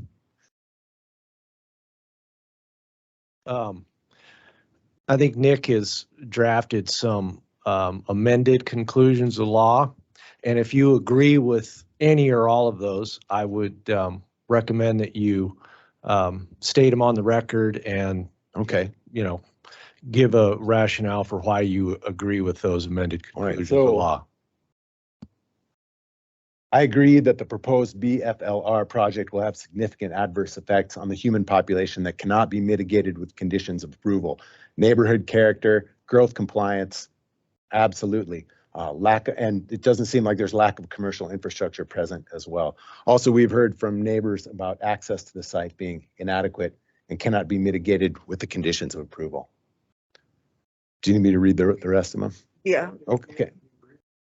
The Frenchtown Irrigation Bridge, indefinite closure. Frenchtown Irrigation Bridge, poor sight lines. Moccasin Lane is unpaved and in variable condition. Poor sight lines and uneven grade on Moccasin Lane. Yeah, I concur and I second that. And Good discussion. yeah, just to speak to the motion, I think this ought to be a cautionary tale for developers. Please take our growth policy seriously, and this is extremely frustrating that we are dealing with this today in the manner that we are, because what has been before us, what is before us, is a gross non-compliance of our 2019 land use element, and clearly trying to get in under the wire before the zoning, the regulatory document that we have at our avail here in Missoula County takes effect. And I think everything outlined here is exactly the sorts of impacts we've heard articulated today.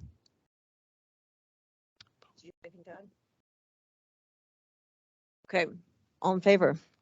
Aye. Let's take a 5-minute break before we go to removal of 1 foot no access strip.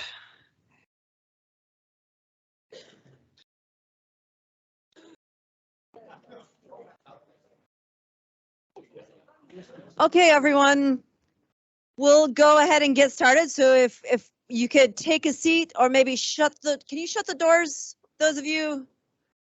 Thank you so much.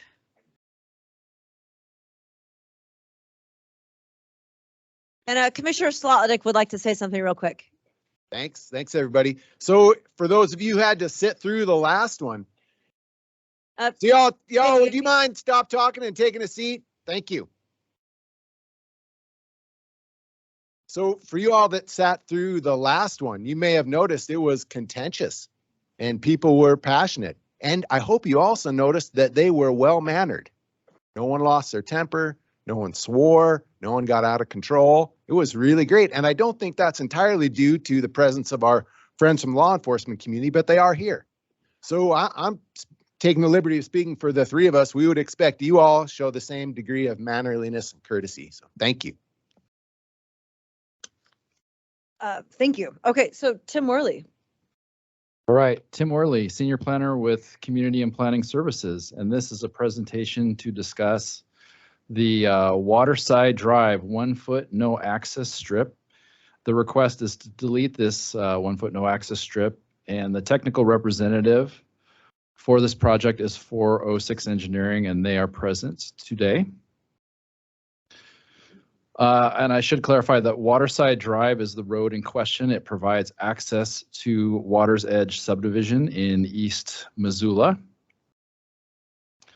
This is the location of Water's Edge.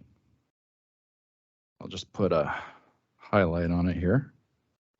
The 1 foot no access strip runs along the southern boundary of Water's Edge subdivision in phase 3. Zooming in yet further. Oops, oh, let's try that again. All right. So the 1 foot no access strip runs along the southern boundary of phase 3 of Water's Edge subdivision, and these are the townhome units within Water's Edge. This is about a 2020 vintage photo. You can see Canyon River to the east and Mount Jumbo School to the west, and I believe this is Speedway here. And again, Waterside Drive is the public road in question. There's Waterside Drive, and again, the no access strip runs along the southern boundary of phase 3 of Water's Edge subdivision. So what is a 1 foot no access strip? It's a plat restriction intended to limit access that applies to public roads, and it's also referred to as an access control line. And this is an example from Frenchtown. The red line along the southern boundary of this property essentially restricts any access to Frenchtown frontage road. This is a location just west of Frenchtown High School. The only access point onto the property is right here. And that's the function of this no access strip on this subdivision plat. And similarly, if we move east to Clinton, the red line represents where you cannot access East Mullen Road. In this case, you can only access it in 3 locations: here, here, and here. That's typically what we see for no access strips with subdivisions. So question, did Water's Edge subdivision have a no access strip originally? Yes, it did, but only along the western subdivision boundary. It was intended to prohibit random access along the west side of Waterside Drive. The southern boundary, however, lacked any access restrictions at the time of approval by the Board of County Commissioners. So if we take a look at Water's Edge back in its preliminary plat configuration, we have 3 phases. Phase 1, and by the way, left is north. We have phase 2 and phase 3. The no access strip that was added with the phase 3 file plat is right along this boundary right here. Could you zoom in so we could read the words that are highlighted in yellow? I will zoom in with future slides, but just to give a little bit of a chronology, phase 1 on the north end was recorded in 2008. Phase 2 in the middle was recorded in 2016, and phase 3 on the southern edge was recorded in 2018. The 1 foot no access strip that was part of the original proposal runs along the western boundary of a portion of phase 2 and also phase 3. So it runs right here. It stops for a 30-foot distance right in here where there's a public right-of-way coming in from the west, and it continues down to the southern boundary. However, it does not continue beyond this point right here.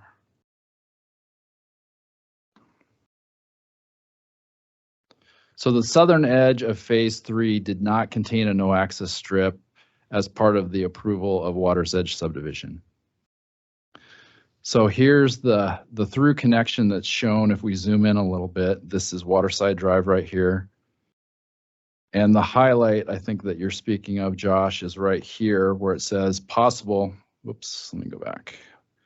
Possible future connection. So here's Waterside Drive here. On the preliminary plat, a possible future connection was indicated. This was what was approved in 2008 by the Board of County Commissioners. 2008 was the original approval, February 27, 2008. That was the preliminary plat approval, and then phase 1 came in that same year, and phase 2 was delayed another 8 years, and then phase 3 came in 2018. What was the original intent on providing a connection to the south? Well, if we take a look at the Water's Edge subdivision preliminary plat submittal, basically the packet, the book, and we zoom in on the project summary, it says this: access to the development will be off of Deer Creek Road.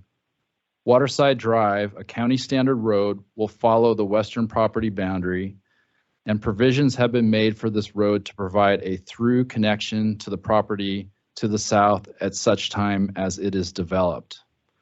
3 private access loop drives will provide access to the individual townhomes such that only one of the homes, Unit 14, will have access directly onto Waterside Drive. And if we look at public testimony before the Board of County Commissioners, and this is minutes straight from February 27, 2008, Jenny, that is Jenny Dixon, county staff, mentioned there's a need to provide for future access. To the south, there's a couple of properties down there that could ultimately be served by this road. It would have to loop back through and come out somewhere else up in East Missoula, but this would be the northerly end of a potential loop road down through there. This was testimony from Dick Ainsworth, again, at the public hearing before the Board of County Commissioners on February 27, 2008. And if we take a look at the approval letter that came out of the Commissioner's office, we have this finding. The Waterside Drive right-of-way extends to the southern boundary of the subdivision to enable future connection to the south. So what ended up happening is the 1 foot no access strip that you find on the Phase 3 plat was added between preliminary plat approval and the filing of Phase 3. So the 1 foot no access strip, I don't actually have the western edge of it in this image, but this is Waterside Drive right of way here, 54 foot wide right of way. And now there's this 1 foot no access strip as indicated by this label right here. It's maybe a little clearer on this image, although not zoomed in quite so far.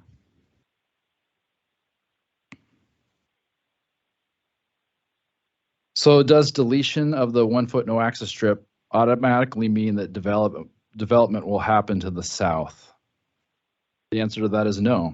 Any development south of water's edge is subject to its own review, and deletion of the no access strip is not a predetermination of development on the property to the south. It would have to come, if it's a subdivision, it would have to come before the governing body.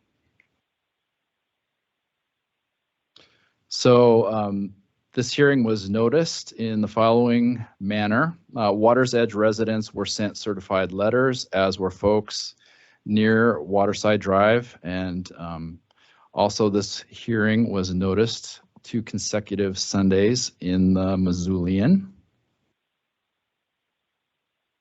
We did, of course, get substantial public comment on this proposal.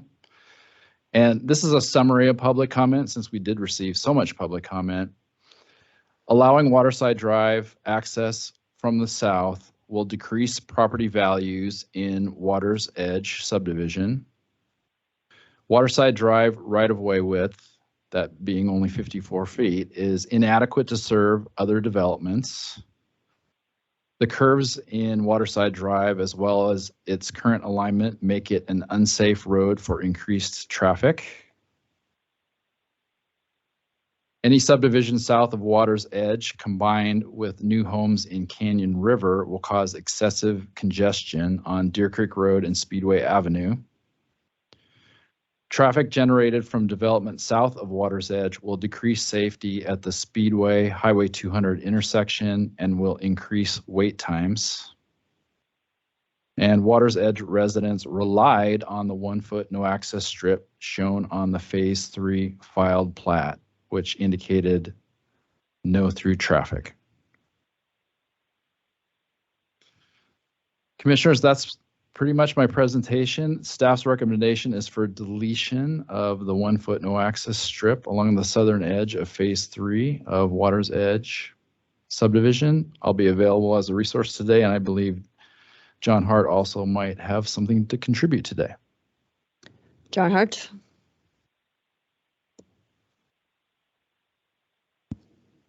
I don't have a lot to contribute, although I'm sure I'll be asked to contribute. What I want you to know is that I think that you have the authority to remove this no access strip. You have the legal authority. I think it comes from Title VII, which is under 7-14-2101. The legislature has given the Board of County Commissioners the authority to lay out, maintain, control, and manage county roads and bridges within the county. Waterside Drive is a county road. Your authority to control that road includes the authority to remove the 1 foot no access strip that appears on the plat. More specifically, the legislature is giving you the authority, actually the discretion to do whatever, and I'm quoting, whatever may be necessary for the best interests of the county roads.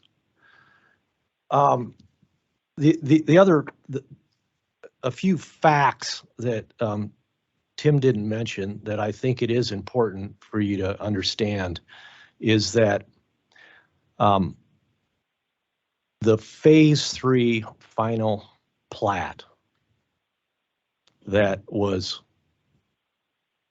signed by various county departments as well as the commissioners and then recorded in 2018 that has this 1 foot no access strip also has a statement on it that was signed by the developer, Water's Edge Property, and that the statement that they certified to is that the attached plat, that's the final plat, conforms to the preliminary plat previously reviewed and granted approval by the governing body. So the developer said this final plat is the same as the preliminary plat that was given approval in 2008. Mr. Worley's presentation shows that that is not correct. And then there's also further down under the certification from the developer, a statement. The text and or graphics shown on the attached plat represent requirements by the governing body for the final plat approval, and so again, there are texts and graphics that appear on the final plat that were not depicted on the preliminary plat. Commissioner Slotnick, you had a question. I do, thanks. So what happened? So that's my question. I guess I'll reframe this. The developer signed off saying the preliminary plat and the final plat are identical. In the preliminary plat, there is no access strip. In the final plat, there is. What happened?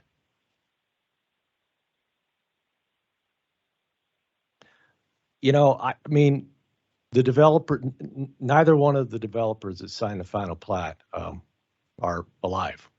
So that would be an appropriate question for them. But it does, at least from this vantage point, look like they added it. Someone did. It didn't just happen, right? That it was, we can speak in the passive, it was added and then signed off. But what was signed off was untrue. What was signed off was that the preliminary plat and the final plat were in conformity, and that is not true. And someone signed their name to that.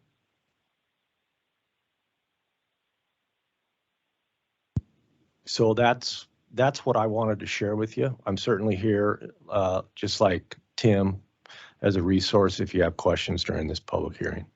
And I think now the applicant has asked to offer some thoughts. Although, yeah. Sorry, I mean, Mr. Omar, did you have anything to add or ask? Okay. Thank you. Okay, I don't have anything either. The applicant?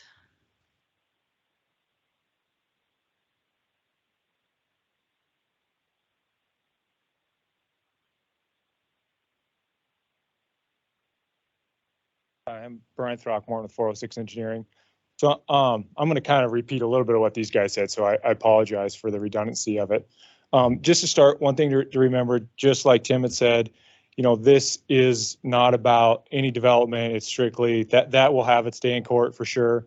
Anything we do will have full public review, government oversight, any subdivision. So this, just as a reminder, is just about the 1 foot no access strip, not about traffic counts or anything like that. The other thing on this is to kind of have a little bit of a reminder of, let me go ahead. So just where we're at, I guess. Again, I don't need to point out, most of you guys already know, but the next one on the next slide, showing the final plat, and then a reminder, like Tim said, a no access strip is almost always used to control basically where driveways go. We put them a lot of times between a stop sign and where the first driveway is, so you can't put your driveway too close to the stop sign. On the west side, it was used so that people couldn't come out their backyards and come onto Waterside Drive.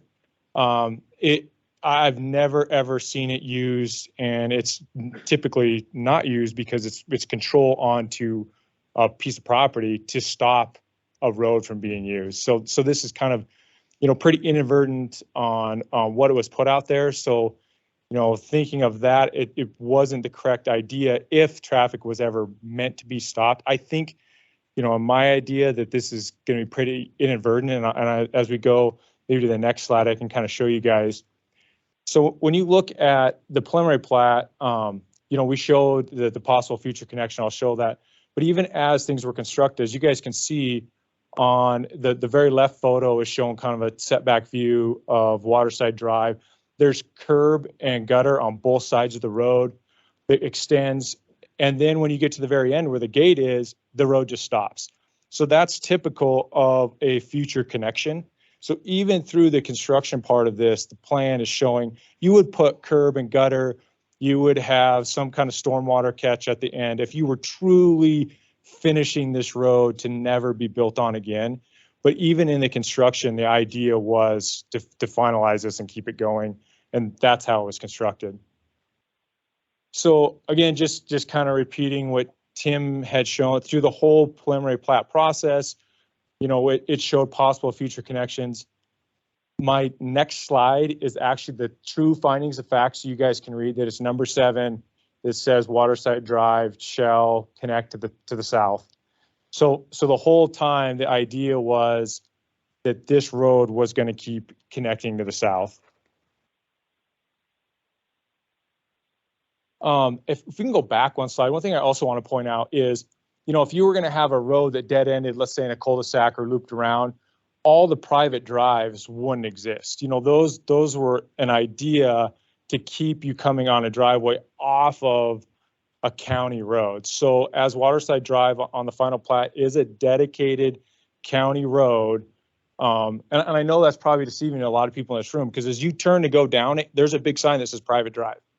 As you turn on to Waterside Drive, there's a sign that says private driveway, no trespassing, which is not true because it's a county road.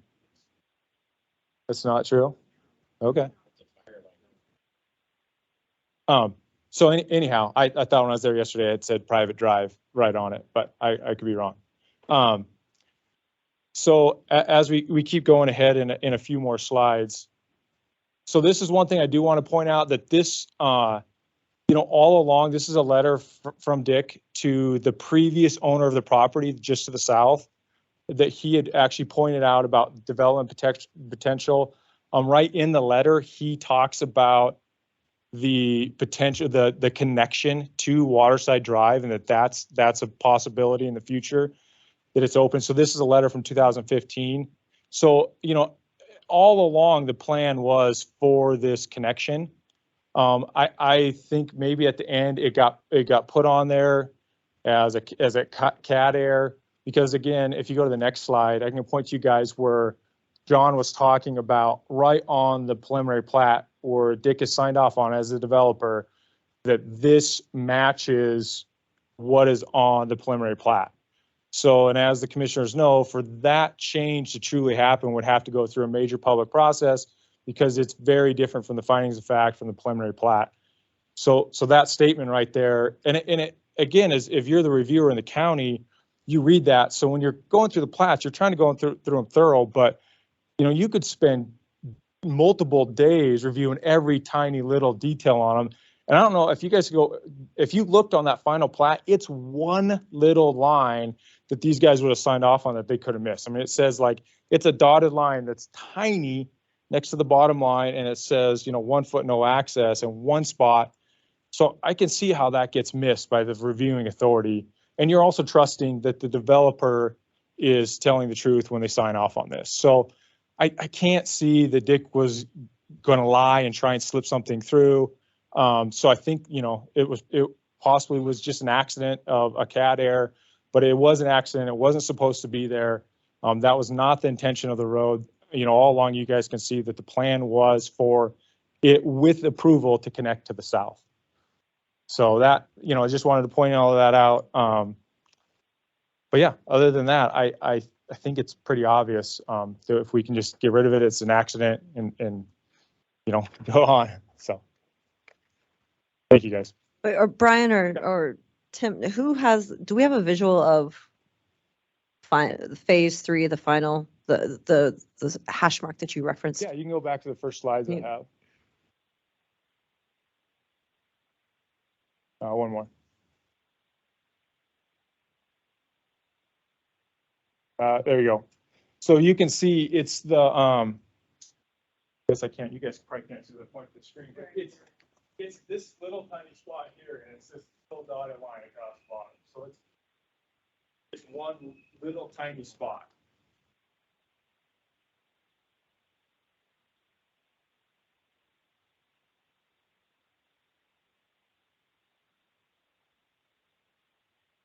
And again, there was supposed to be a no access strip, so it's not like it, you know, the no access strip came out of the blue.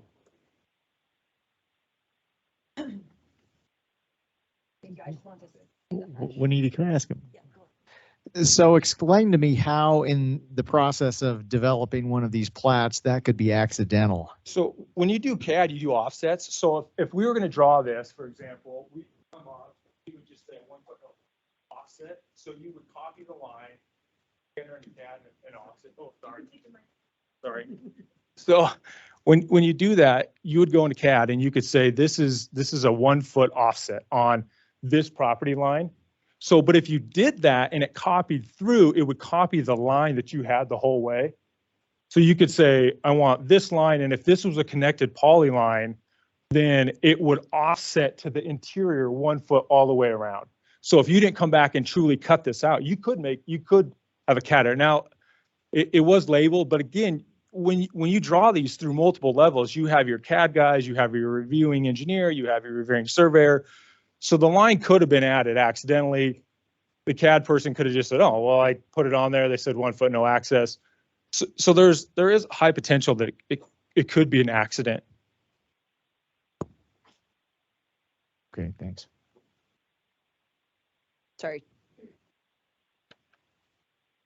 Okay, Steve. Yeah, I'm Steve Knighty, County Surveyor's Office. I completely agree. In fact, that's exactly what I thought happened when I first saw this. The textual no access strip is not adjacent to the Waterside Drive access strip. Wait, say that again, the textual? The text that says 1 foot no access, that's not over where Waterside Drive is, that's over to the right. So I assumed when I saw this that it was exactly that, a CAD drafting error. They didn't intend to go across Waterside Drive. I can see where they would want maybe the 1 foot access drive to the east of Waterside Drive. So I'm just reinforcing this supposition that that was a drafting error. Thank you, Steve. Tim.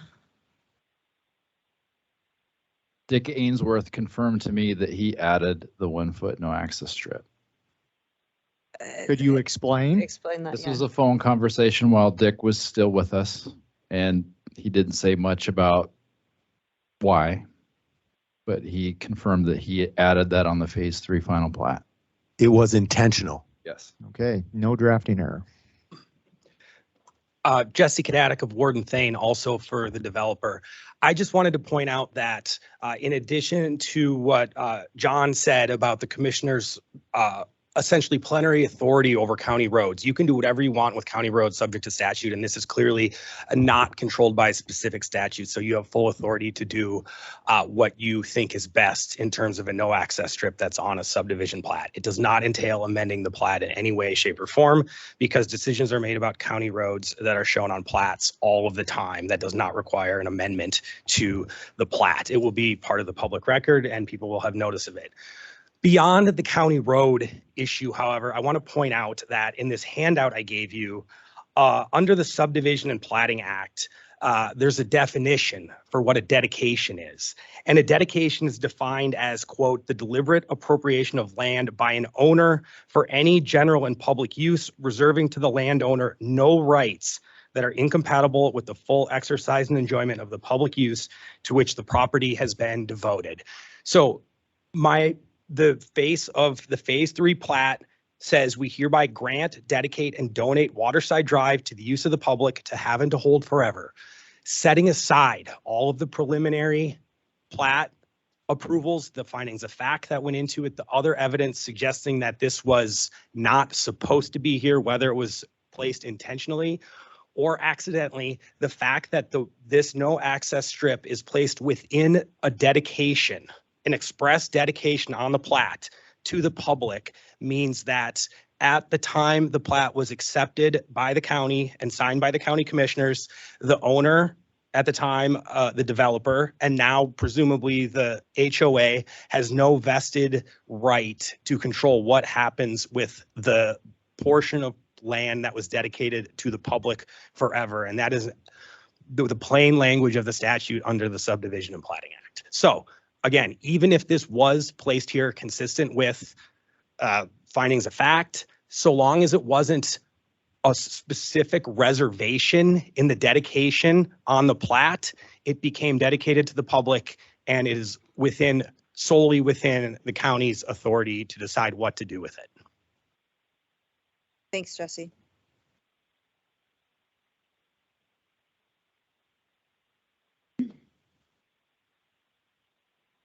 You guys have any more discussion? Should we? Okay, so you're all very excited to speak to this. So we're gonna 3 minutes each. So go ahead and line up behind the podium. And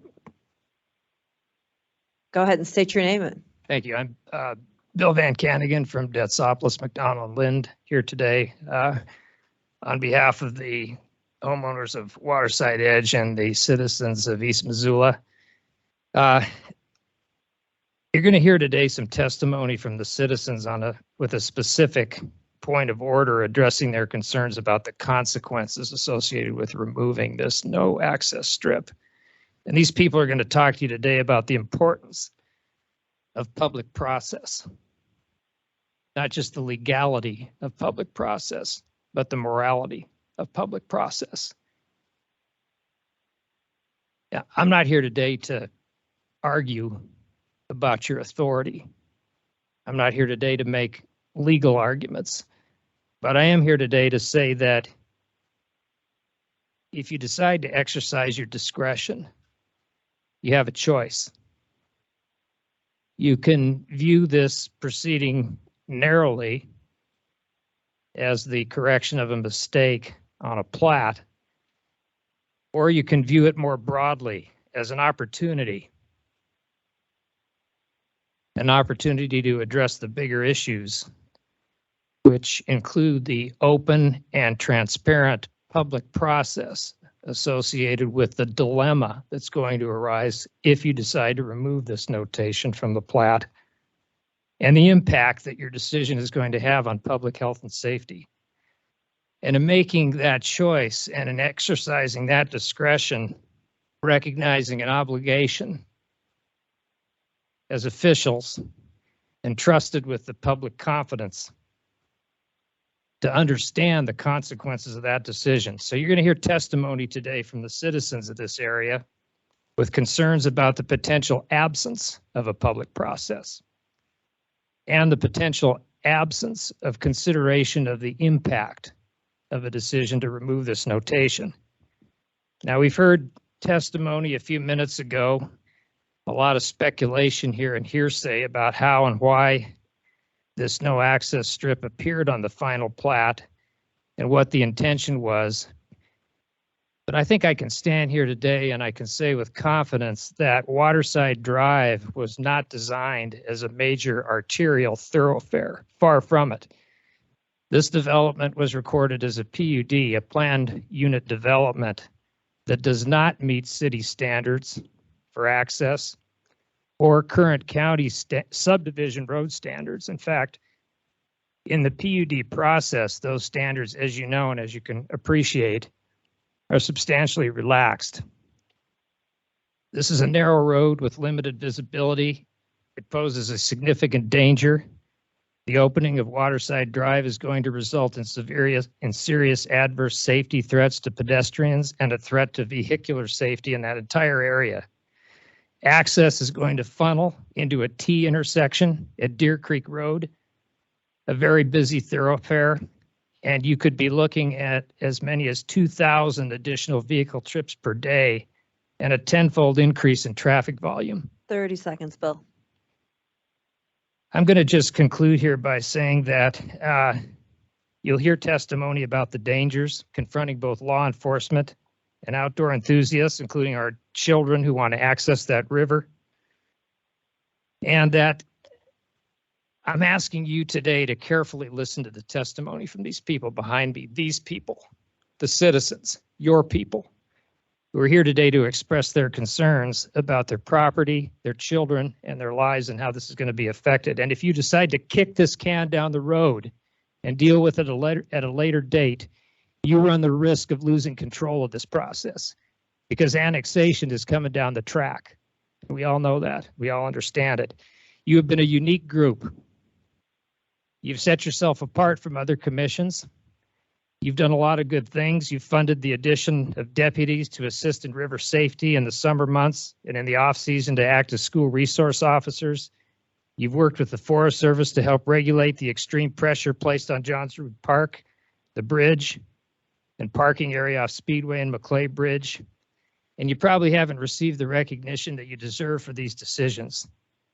So we're asking you today is to continue that tradition and embrace the values that have made this commission unique and effective standards and effective stewards of the public good. Thanks, Bill. Yeah.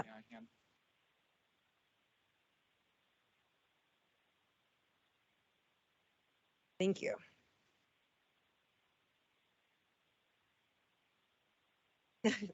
Okay. My name's Andrew Hurst. I am a resident at Water's Edge. And what I've given you is my most recent email in opposition to this entire thing, as well as some attachments, which I want to speak to directly as it relates to this whole issue. I'm less concerned about the no access strip than I am about the road that was originally approved by the county commissioners, that was actually implemented as approved across all three plats, and that by its own nature cannot be considered anything other than a local street by my estimation. And the regs, according to the Missoula County subdivision regulations, state that local streets have characteristics of 2 traffic lanes, 1 or 2 parking places, and access to abutting properties. And local streets shall be designed to discourage future use as collector streets. Now, Mr. Worley's presentation about the no access strip was great. We saw the examples from Frenchtown, but those were ending at intersections. We have no intersection where this has been cut off, where it's right now cut off at an easement on the other side, a driveway. The reference was to possibility having it extended to a couple of properties. We weren't talking about high density usage. A couple of properties is not high density usage, which is what I think I'm hearing. So the next example I have is the road standards document from the county subdivision regulations that basically describe what a local road, what defines a local road. And so clearly ours is a local road. Then if you actually look at what I provided, we were getting a lot of images of the first design from 2008 that was approved of the first plat, where only one property had its road, its driveway going directly onto Waterside Drive. Well, as luck would have it, by the time we got to the final implementation of those, there are 3 driveways that if you look at the both the last 2 plat images I have, directly into the pinch point of that road. I'm sorry. 1 minute. Thank you. Yeah. That's why I'm speaking fast here.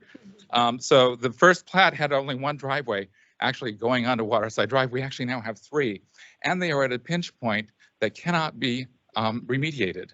If you look at the way that the western edge of the no access strip is, you'd have to do some eminent domain to like make that work to become a corridor. What we're asking for basically is remove this no access strip and suddenly miraculously we have a corridor, and we don't.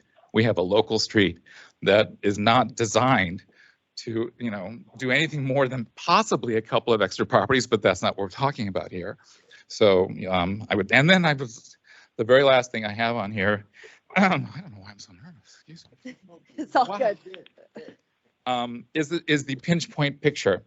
So if you look at that fence that comes right up to the edge of the road, it's right at what I'm going to call dead man's curve if it was tried to make this into a corridor. Right now, it's just a pinch point. And but there are 3 drives that specifically go into that pinch point, and I don't know how you're going to solve for that. So that's all I got. Thank you, Andrew.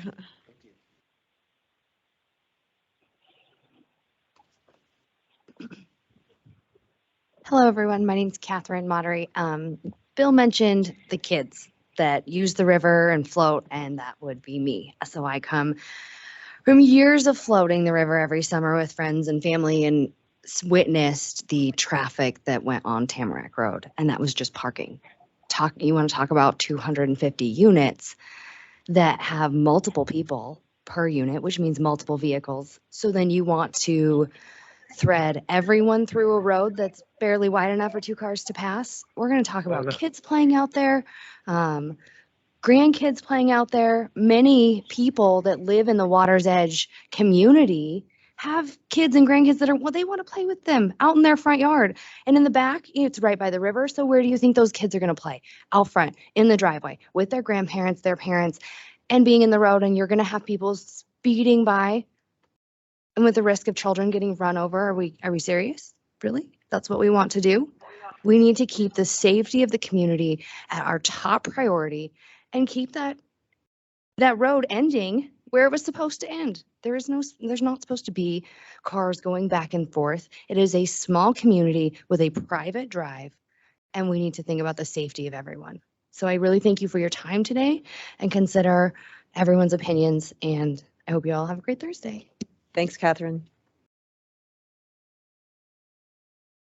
Hi, my name's Eugene Filios. I live at 125 and 133 Deer Creek Road, which is the property directly adjacent or across the street from Water's Edge and Waterside Drive.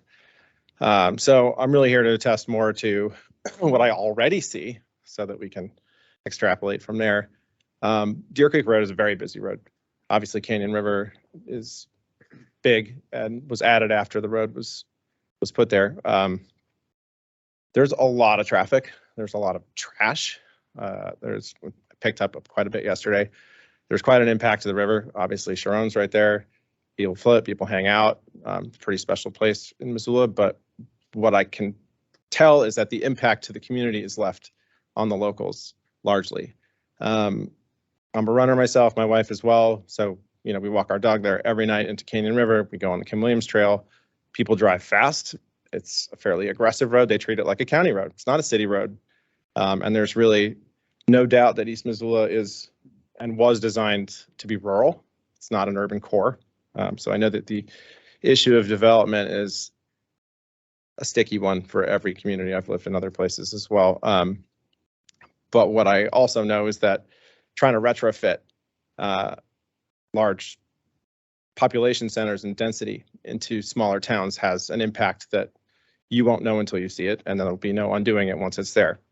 And I've seen it firsthand as well. So from my experience, Deer Creek Road is already taxed. It gets graffitied, trashed. The city does not take care of it because it's a county road. So this winter, I'm sure a lot of people in this room could attest, the road was ice for 2 months. That intersection of Speedway and Deer Creek, you come during rush hour between basically 3 and 6 o'clock at night, earlier in the morning, and it's a zoo. So I can't even fathom what the impact would be to that intersection. It'll be dangerous. People will be backed up to the 200, waiting to turn in. Thank you. So I think I would consider just the impact to the community that's already there. Again, I live across the street, so I witness it, I see it. I go out to my mailbox, I have to wait for traffic to pass. People do not move over. No offense, it's not to say people are rude, but they don't. And, a lot of people who own in Canyon River, I presume, have second homes and whatnot, so this isn't their community. I don't know that this new community will be that or not, but that road definitely dumping out onto Deer Creek, as far as it impacts me, is one thing. As much as it might impact the community, it will impact it a lot. There's no sidewalks. Again, this is not an urban core, it's a rural neighborhood. Thank you. Appreciate your time. Thank you. My name is Bruce Baxter. I'm a homeowner near Waterside Drive. We own a property, 855 Montana Avenue, which is at the top of the hill. The memorandum stated property owner, I brought a short list of questions I'd like to enter into the public record, open questions. The property owner south of Water's Edge has requested removal of the no access strip. And this raises a lot of questions. First of all, a lot of us probably know, but is the aforementioned property owner agreeable to being identified to the other property owners near Water's Edge Drive? Is this property owner requesting to remove the no access strip along the western edge and the southern edge of Water Strip Drive? If the access strip is removed, what additional legal rights does this give to the property owner south of Waterside Drive? What are the purposes or reasons for removal of the access strip? When addressing the purposes of the request for removal, this conjectures up a lot of more questions. The property owners of Waterside Drive have been approached in past years by previous owners south of Water's Edge who shared their intentions for the southern property. From these previous conversations, it was easy to conjecture that multiples of dozens of new residents would be planned to be constructed upon that southern property. And this raises even more questions. Is all of the traffic of these new residents being planned to be routed through Waterside Drive? Is there a second or third access point being planned for this southerly property? I'll skip that one. Is all of the construction equipment to build these new residences being planned to traverse through Waterside Drive? Will this new potential development impact any other infrastructure along Waterside Drive? Are there plans to provide water supply, sewer service to that area? And until at least these questions, I believe, are publicly answered and commented and vetted, I strongly recommend protesting against any change to the no access strip. I also ask if there's any possibility, can any of these questions be answered today? Thank you. Thank you, Bruce. Good afternoon. I'm Bill Junkermeyer. I'm the newest member of the Water's Edge community, and I'm here to talk about, we've talked a lot about the no access strip and why it came about or whether it was recorded properly by the county, but we need to consider it a benefit to the county in light of the proposed development that is being put forth. Here's the magnitude of the issue. The proposed development currently states 250 plus units. You have an increase in Canyon River already authorized of 100 plus units. It's been said that East Missoula in total has a total of 750 housing units. So what's occurring here is we're authorizing an additional 50% that's going to traverse the streets of East Missoula as what we know are substandard per county regulations today. This raises multiple questions. Is the East Missoula infrastructure capable of handling this increased traffic? The streets impacted are not to county standards, and is there a plan to bring these streets up to county standards? What is the anticipated source of funding to assist existing East Missoula residents with their current road and safety challenges? And will the county road budget increase to mitigate the impact of the 250 new homes on their community? Or will it be left up to the city or the developer to participate, since the traffic and safety impact is a result of their developments? A pause in removing the no access strip rather provides time to allow public to comment on the newly proposed exit and perhaps additional assessment of the impact of development on East Missoula. The traffic impact to Summer Street, that's substandard. Speedway Avenue, substandard. Montana 200, the corridor project only exists on paper. In Water's Edge, you have it Waterside Drive, dead ending into Deer Creek. You have Deer Creek dead ending into Speedway Drive, and then into Montana 200. You could probably not design a worse combination of streets to support traffic of the volume that is proposed. Infrastructure of East Missoula must be improved to support. If the city annexes these developments and not East Missoula, the county road budget would need to support East Missoula roads without the tax revenue. The infrastructure has not been touched in decades, and can we continue to ignore the infrastructure of East Missoula? Will a transportation mitigation fund be established and funded by the developer? And who represents the interests of East Missoula in this transaction? In conclusion, these issues must be addressed in a public process so that the people have a chance to provide public comment on the impact of ingress and egress from this large new development prior to approval of a newly requested egress. And that is what they're requesting today, is a newly established egress for their development. You remove the no access strip, you've given them their egress. Thanks, Bill. Okay. Thank you. My name is Julie Bergenheyer, and I live in Water's Edge on Waterside Drive. So I am one of the 3 properties that unfortunately would back out right onto Waterside Drive to try and get out. There's so many bullet points to hit, but with 3 minutes you can't. So I'm hoping the people behind me hit a lot of them. I have a quick question. Number 1, have the 3 of you been out to drive through? So you can probably imagine how hard it would be with that kind of traffic. And I was super encouraged to hear you say at the last agenda item about how a character of a neighborhood is. If this were opened up, the character of our neighborhood would be completely changed. We wouldn't be a 20-unit community that can care for our neighbors. We've had several property owners out there who have had Alzheimer's that have kind of wandered the neighborhood. We couldn't do that. My mother's basically blind. She couldn't probably walk to the mailbox for fear of the traffic going quickly across. If you really truly are concerned about the character of a neighborhood, changing and opening up this strip would completely change our neighborhood. And I'm certain it was no accident that there was a no access strip there. Thank you. Thank you, Julie.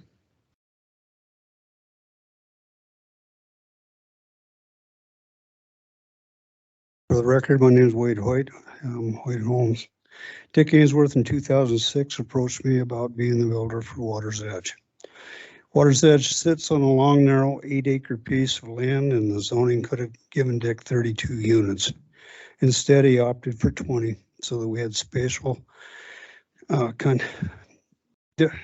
spaces between the homes and the river. We have a walking path down below with a large courtyard and park that abuts that. Instead of the 11% open space that was required, we have 45%. You're right, the preliminary plat did not have the 1-foot no access zone on it. But preliminary plats change all the time. When it went to the 3rd phase, the county had it for 5 months. With the signatures on it, everybody assumed that there was no access strip. But when the subdivision was approved, you also put on that plat that the county would not maintain the roads, they wouldn't do maintenance on the roads, and they wouldn't do snow removal. Greg Robertson was your public works director at the time, and he told Dick the reason is the road was too narrow and they couldn't negotiate it safely. I understand that you put an access for future development on it, but you never put a number on it. And you gave us a road that is 39 feet wide, curb to curb. And now you want to run 2,500 car trips through there a day. And with the layouts that I saw, nobody's going to drive south to Summer Street and out that way unless they're going to the school or they have a short trip to town. They're going to go out Waterside Drive, they're going to hit Deer Creek, they're going to hit Speedway, and then they're going to have a traffic problem. They're getting onto 200, and eventually somebody's going to get hurt because you got Chevron. In the summer, that's a busy place. You have the bridge. In the summer, that's a really busy place, and there's just too much traffic there.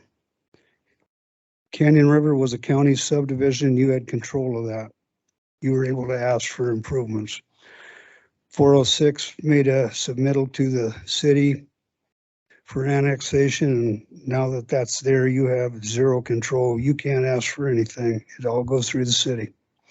So they've effectively taken away from you what you spent 2 years drawing up, and that's zoning for the county.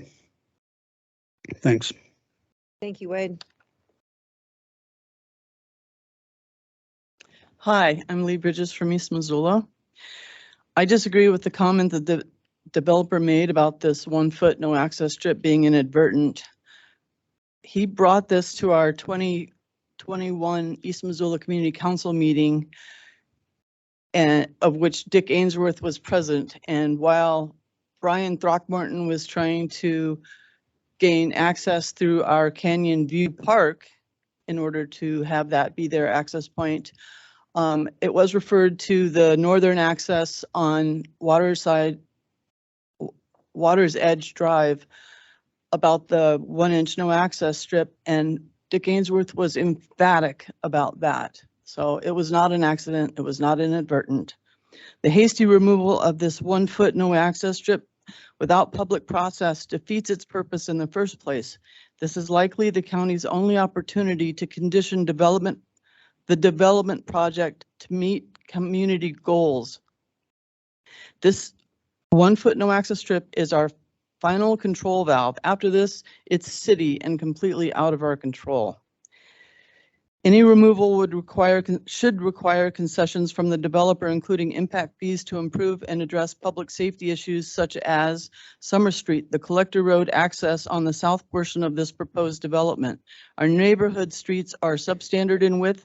Summer Street is only 50 foot wide and lacks sidewalks and lighting for child and pedestrian safety in East Missoula, with the major increase in traffic that this proposed subdivision would incur. Who pays for the necessary road changes, improvements, and maintenance costs for the benefit of the city using our county roads to reach any point outside of their subdivision? What studies will be done on the load on our community/county infrastructure, and who pays for that? We lose the opportunity to work with the developer in settling these matters once the property is annexed by the city. As county residents, we have no further say.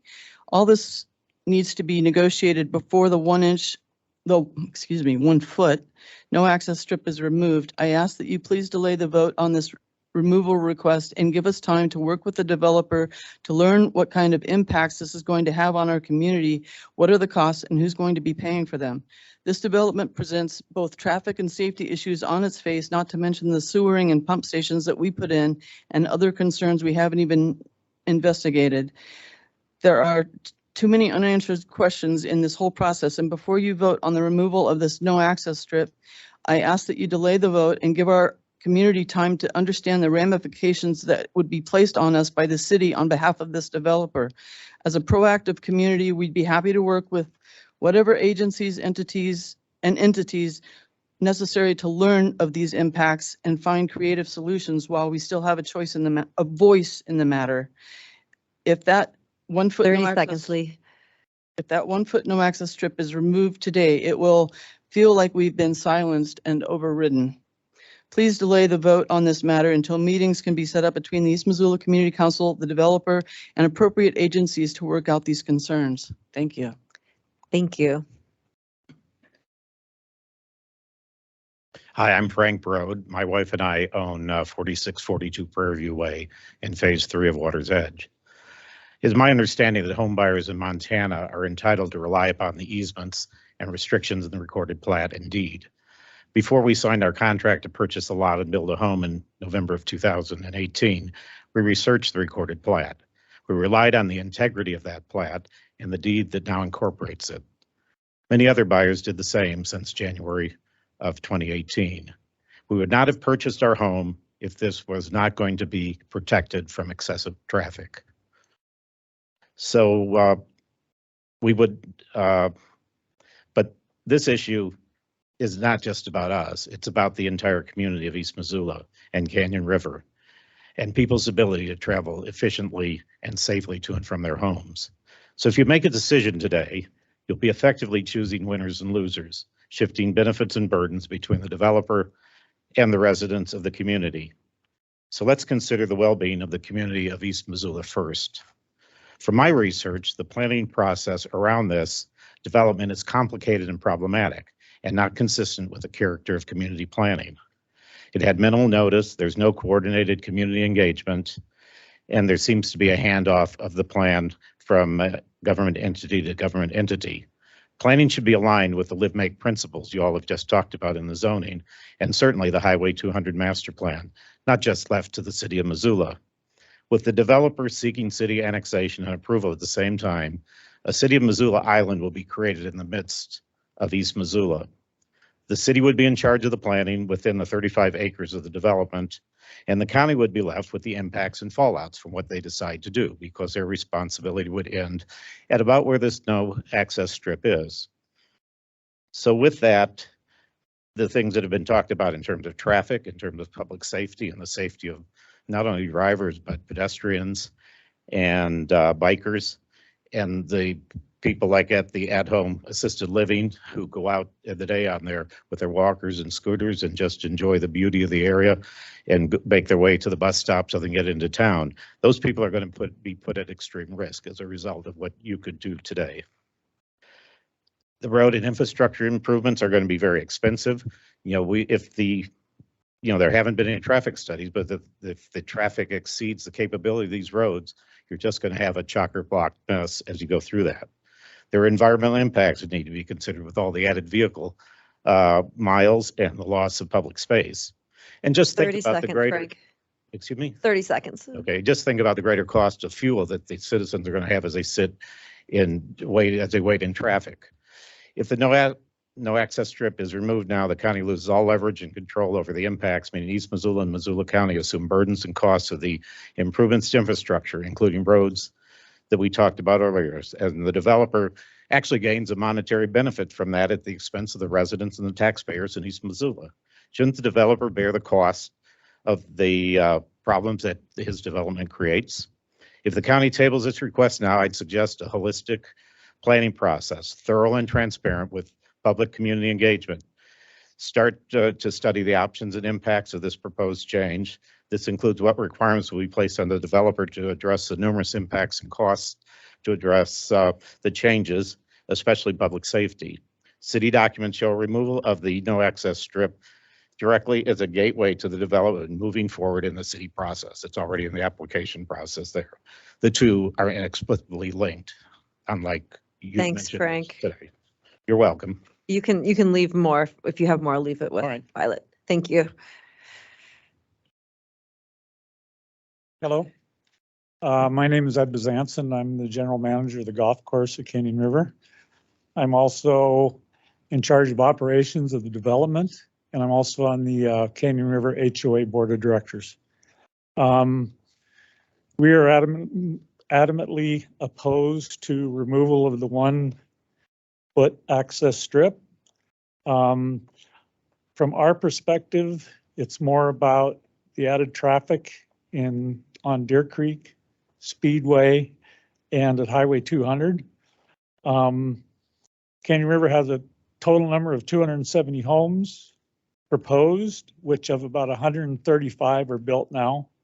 So the traffic on Deer Creek Speedway and Highway 200 intersection are going to double just from Canyon River's perspective, development, I should say. I'd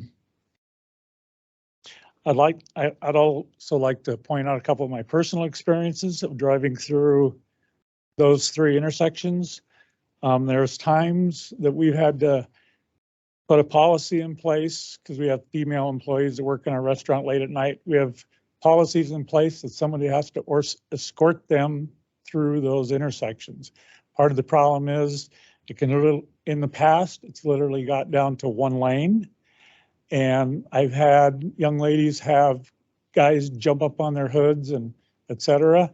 And I can't fathom seeing that many more cars going through such an uncontrolled area. Streets are inadequate. I don't need a study to know that. I've driven there twice a day for probably 16 years now. And I want to also point out the couple of the areas that are a problem. I know in 250 plus homes, there's going to be a lot of kids in those homes. We have issues at the bridge that, in my opinion, have gone unsolved. Sharon parking area. It's just without some sort of other parking. Yes, ma'am. It's just 1 minute. Keep going. And I also want to point out the Elders home right around the corner. A lot of times those folks are out walking on the street and it's all you can do to just miss each other as you're driving in and out of there. From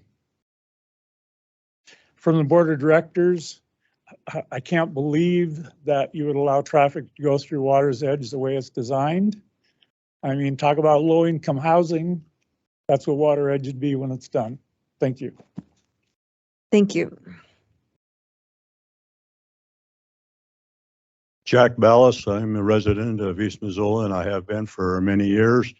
I'm probably I bought my house out there in 1970 and immediately we started working to improve our community. When we moved out there, there were only 2 paved streets in the area. It was a highway and then Speedway. My wife was tired of cleaning the house every day of the trucks going by our house with the dust. So she instigated a program to try to get the streets paved out there and it was successful. I'm a member that has spent quite a bit of time and having the sewer project designed out there and put in. And we negotiated with the city for a 20-year waiver of annexation. Because of we're getting close to the end of it now, and we did renew that for an extra 10 years, basically because the city could not give us the services that we were accustomed to, which is in our agreement, which is like the snow removal, the fire department and the sheriff's department. So they agreed to hold off on our annexation. And part of our problem is that when this first came about with the community council, they talked about taking part of the park in the Canyon View Park for an access. And I thought to myself, you know, these people down here enjoyed that park.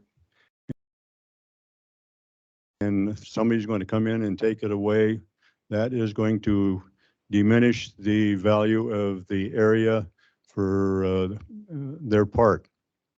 They had many kids that would use the park, and they created an RSID to maintain that park in that area. And the developer has come through and said that we will take out quite a bit of the park and we will add it to the park down below. Well, these people, I don't think would want to leave their neighborhood to go to somebody else's park in such a way. And I'm thinking along with the, degrading the Canyon View area because of that with the developer wanting to ask for the 1 foot strip, no access to go out, then they are creating a misdeed for the people at Water's Edge. It's going to degrade their property, and I don't think that the county commissioners want to take that on their shoulders, that they are part of a group that help to degrade the property. So we need to let this go on to a more public process to resolve these problems. Thank you. Jack. Good afternoon. I'm Mike Boehm, and I'm a resident of Water's Edge. My support is based so much not on legal opinion, and to follow on to Bill Van Cannigan's statements, to those of us who were born and raised in Montana, we have a special bond that goes with the vastness of the state, with the quality of life that we've come to enjoy. And our population has been really neighbors helping neighbors. And this has kind of created a rugged individualism. You are elected representatives, and we, as the voting body, have placed the trust in you that you will protect the values of our community. The future, we're rapidly becoming what I think many of us don't want to be, and that's a mini California, unfortunately. The wealthy are moving in, they're pushing people out of our communities, and I don't think anyone of you in this room would want to see that go forward. An article appeared in Monday's Missoula Current that talked about tourism and the 12.5 million people that come to Montana every year. The advertising behind to get people to come has almost had a reverse effect. Now we're saying, how do we kind of hold this back because of the impact that it's having on our communities? I mean, we know that the housing prices in Bozeman are about 900,000, Whitefish 890,000, Missoula 550,000. Some years ago, we were compared to Boulder, Colorado, 20 years ago. Well, if you look at Boulder, Colorado today, the average home price, the median price in Boulder, Colorado is $999,000. And that is 152% over what the national average is. So I guess, and real quickly to state, the mission statement for Missoula County Commission is to provide quality public services to protect and enhance the well-being of the people, communities, and environment of Montana and our area. So I guess in conclusion, there are 20 subdivisions currently in the planning process. Seconds. Pardon? 30 seconds. All right. I guess your legacy will really be defined on not just this thing that you're going to vote on here shortly, but on the future of East Missoula and our community. That's all I have. Thank you. Thank you, Mike.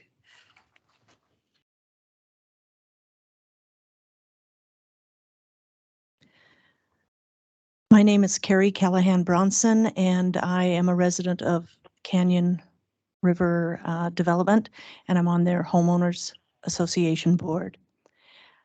I think we all know that development is going to occur in the Missoula area. It needs to be done properly, and I'm just asking that you do not remove the strip until Deer Creek, Speedway, and Montana 200 have been addressed. Thank you. Thank you, Carrie. Evening, I believe. My name is Beth Junkermeyer. I am the last resident of Water's Edge. I'd just like to reiterate a point that was made, that the no access strip provides the county with the ability to consider the interests of East Missoula and its infrastructure being addressed before that option is lost forever. The no access strip gives you the leverage to support responsible growth in East Missoula. Thank you. Thank you, Beth.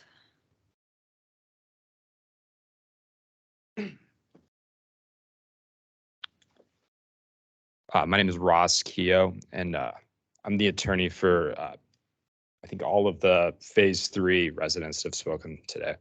Would we be possible to get the area up on the map? Is that something we can do? And I actually want to reserve most of my time if the commission has any questions. But I do want to highlight one thing in particular, which is this phrase we heard earlier, and I think it's very appropriate here, is what is the county commission's decision space with respect to this development? And typically I find myself on the developer side, and I've got to be part of a lot of very innovative projects in Missoula County where we've seen collaborations between local communities, the affected citizens, and the county and the city to create really livable communities. And I think that this is an excellent opportunity for us to put this train back on the tracks here and to start to have that conversation. So, if we were to zoom out and kind of look at the street grid here, this is an area that would be, I think if you looked at your growth plan, and I don't know if we've looked at our growth plan as part of this review process, but that is the underlying overriding planning document that will see development, the area behind this. And so I think it's incumbent on us to figure out how we can do that in a way that satisfies the issues that you've seen demonstrated today. And I'm here to tell you that as counsel, legal counsel for these people, I'm authorized to have that conversation over the next couple of months or whatever time period it takes to figure out if there is a way that we can start to connect streets in that area to create a true development that'll be emblematic of this community there adjacent to the river. I don't know if the developer is willing to have that conversation, but we certainly are. And I would reserve my time for any questions the commission may have. Thank you, Russ. Is there anyone else in the room that would like to comment? Come on up. Hold on, Kathy. Wait till you get to the microphone.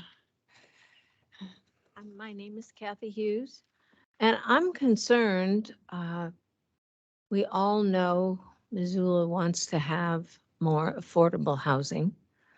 I think if you put this in, you're going to make 20 homes affordable housing. And by the time you put in the other homes, how many years does it take? That's not going to be affordable housing. And my concern is if you say we're going to open it up, you don't have any say in what goes on at that property. Is that right? It's the city. The city could put in 4-level townhouses, block the view of everyone in East Missoula from the river. I mean, what would happen? You can't say there's only going to be only 250 homes. What if they decide to put in 500 smaller homes? You're giving up all the rights of the people of East Missoula, and it's really not a good thing to do. Thank you. Thank you, Kathy.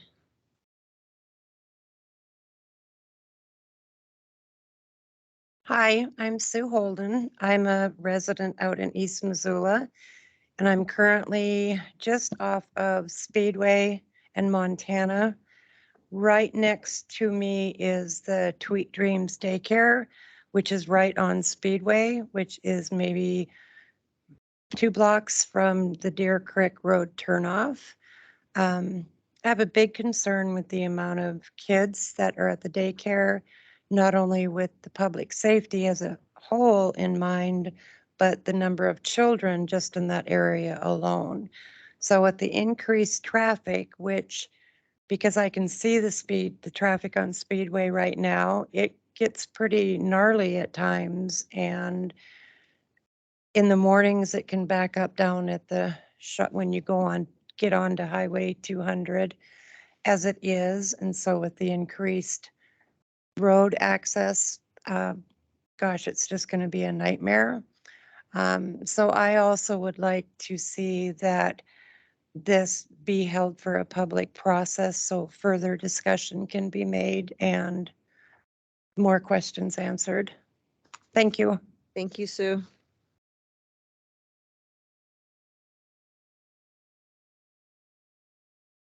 Hold on, Lee, before you come up for a second time, is there anyone else who'd like to speak in the room? Oh, there's Strohmeyer saw a hand in the very back.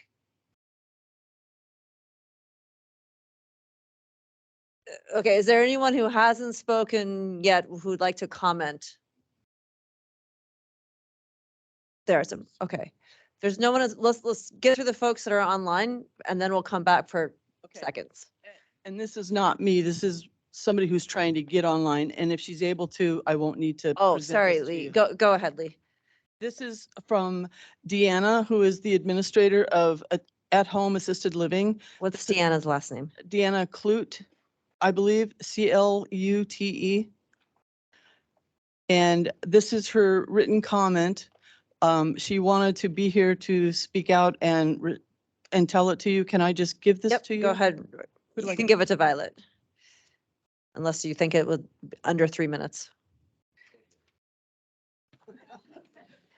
I'm writing in regards to the developer requesting the removal of the designated 1-foot no access strip on the southern end of the Water's Edge neighborhood in East Missoula to allow entry and exit routes for the housing development. This concerns me as I am the administrator of the assisted living facility directly on Speedway Ave. We house many residents who go for walks with assistant devices such as wheelchairs, canes, walkers, and even scooters. There are also a few who have dogs to go with for walks and down to the river. The impact of the traffic that this will create on Speedway Avenue is not safe for our residents. They're at the intersection of Speedway and Deer Creek. As there is already no sidewalks or trails for pedestrians to walk or ride, especially as the weather gets nicer.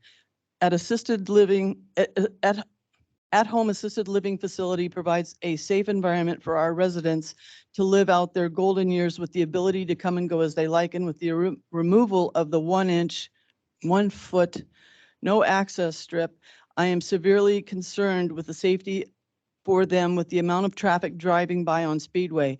We have a roundabout circular driveway and it can be hard to get onto Speedway as it is right now with the traffic the way it is.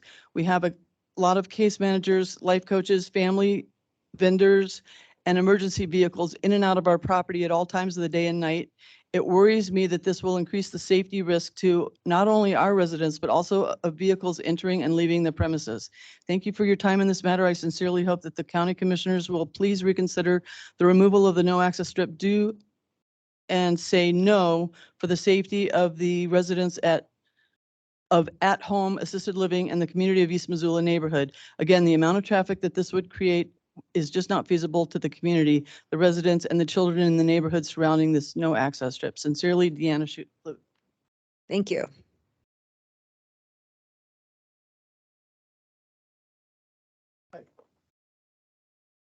My name is Dan Worrell. I live in Canyon River.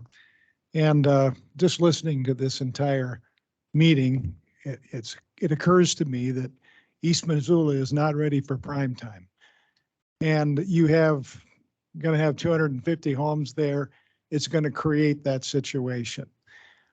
You have some interesting geographical issues out in East Missoula to be able to handle traffic issues. There's hills, there's ditches, there's roads that belong to the state, belong to the city, belong to the county. And consequently, I agree with this gentleman. There needs to be a lot more collaboration between all of you so that you can design a plan for the future as to how you're going to relieve all of the congestion that's going to be occurred by future subdivisions. And so I don't know if that's in your plan or where it is in your plan, but I suggest that that become part of your plan. And that way, hopefully we can treat this as a great public safety issue and make sure that we aren't having bicyclers run over, walkers run over. You know what happens in the summer out there. You've been out there, I assume, and you see what it's like with all that traffic out there, and there's a lot of irresponsibility going on there. And I know they're not supposed to be there. Good luck finding them another place. They're going to go, and they deserve a right to the river. So big decision ahead of you here. So I think removing the 1-foot no access strip is going to create a quagmire. I hope that you have solutions for the quagmire. Thank you. Thank you, Dan. Anyone else in the room who'd like to comment?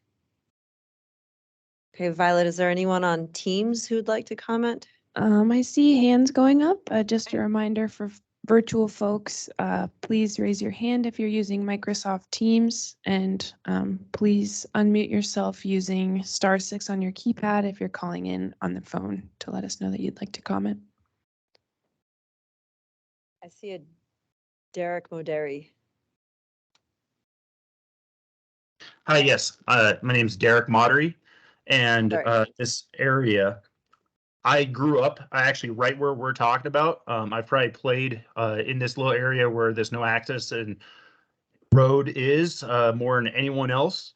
I grew up a stone's throw from there. If you look on the map, that dirt road that goes right down to that access point is where I grew up. And not only have I seen such a change in development in this area. I mean, when I was a kid, I could play out in that area in that field freely, no worries or anything like that. And over time, we've seen it become more and more developed, and we've seen plenty of traffic come in. It's already become such a congested area, and my biggest concern is that private drive, which actually goes directly through Bruce Baxter, who's here today, through his property, and it's going to connect right to where that road is. What's going to stop everyone from turning on that road and using this private road right next to there to zip out of the Deer Creek area, especially in the summertime when you have all the floaters and the kids out running around in their vehicles and everything like that? This road is going through an area that has been a private residence, very easy and free for such a long time. I'd hate to see, something tragic happen in a community that's been so tight knit, and it's very difficult in the wintertime. We're talking about this is a road that, the garbage truck won't come down in the wintertime because the roads are too bad. And there's going to be a freeway access basically for people to come down this road and take this as a quick exit for them because it may be too congested at the Deer Creek Road where the access is. And so I want you guys to consider that, like, it's cutting across a currently private road that's going to become a through road for all of these houses that are coming in. And that's, seriously a big danger. I did have a sibling that died from being hit by a car on a road. So this is a major concern to have for everybody. We don't want to see any other kids get hit and killed on these roads. People already speed down Speedway, where that hill is on Speedway. That was my backyard. And you watch those cars go 45, 55, up to 65 miles an hour screaming down that road. What's going to stop them from doing that on this new road that is also going to be a quick access road to get to Deer Creek and get to the river access and everything like that? I want you guys to consider that. It's quite a dangerous area. It's going to be buttoned right up against current horse pasture that has horses that are not attended. The owner of those horses does not live on property, so he's not 30 able seconds, to Derek. keep it. All right, he's not able to keep an eye on what's happening with his horses that this thoroughfare road is going to be butting up against. So that's a major issue. We're talking about it connecting to this little tiny private dirt road that people are going to be used as a side access. Thank you. Thank you. Violet, I'm going to have to let you, I can't see, so you're going to have to call on folks. Yeah, I'm not seeing any other hands up. Oh, one flashed up for a second. Do we have any other folks on the Teams call or on the phone that would like to give public comment?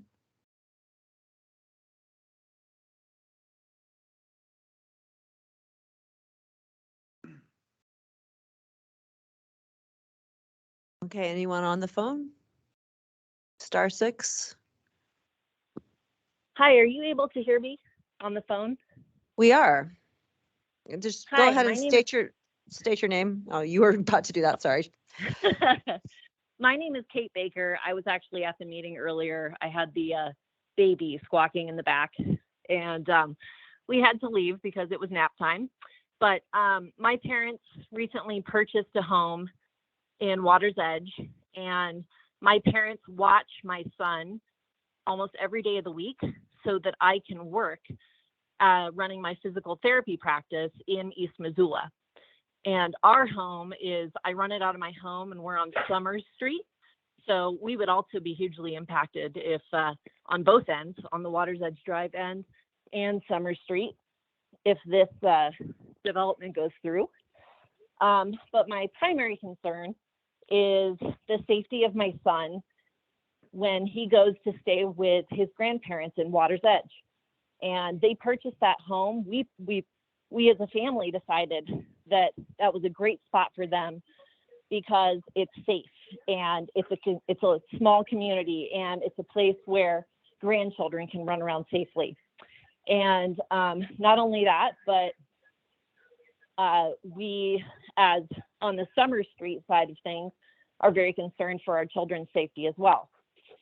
2,500 extra cars a day on Water's Edge, and I also would like to know what the impact on Summer Street is going to be, where my home is, how it's going to affect my business, how it's going to affect our home life, the noise, what they're going to do to mitigate all of that.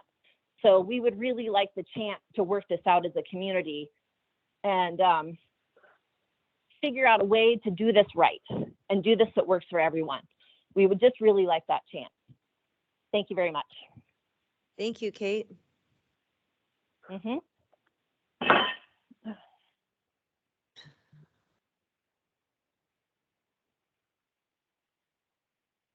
There's a 4576. Is that the one that's unmuted?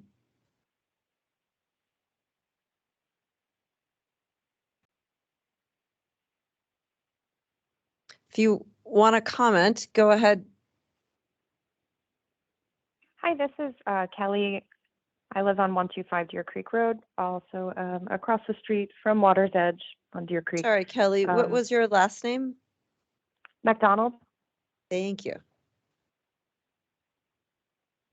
And again, just wanting to second this be more of a community effort. As it is, Deer Creek is very dangerous. Walking from Speedway to the bridge and up towards Canyon River. As the warm months come, there's more foot traffic. There's floaters. There's kids who jump off the bridge into the river. There's litter and garbage and no sidewalks, adding more traffic. T-boning into Deer Creek, I think, is an irresponsible plan. And I would like to at least see a traffic study before anything is voted on use of that access strip. Thank you. Thank you, Kelly.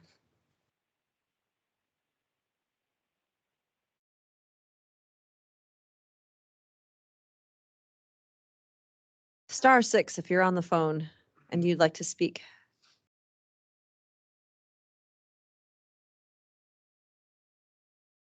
Is that it? Okay. Did anyone want to have follow-up comments in the room? If I may. Yeah. My name's Andrew Hurst again, Waterside Drive, Water's Edge. So my sense, what I heard early on is that there's a sense that it may have been an administrative error or something may have gotten slipped in under the wire in terms of how did this wind up on there? And it's like, there definitely was intention. And I'm less concerned, as I originally stated, about the no access strip than I am the character and the class of the road that's currently Waterside Drive and what it would be expected to be treated as and reclassified as should that no access strip go away. And currently it can't sustain it. And I don't see any way how that could possibly be reconfigured to become a corridor if that no access strip is removed. So I'm just sort of reiterating. Thank you. Thanks, Andrew.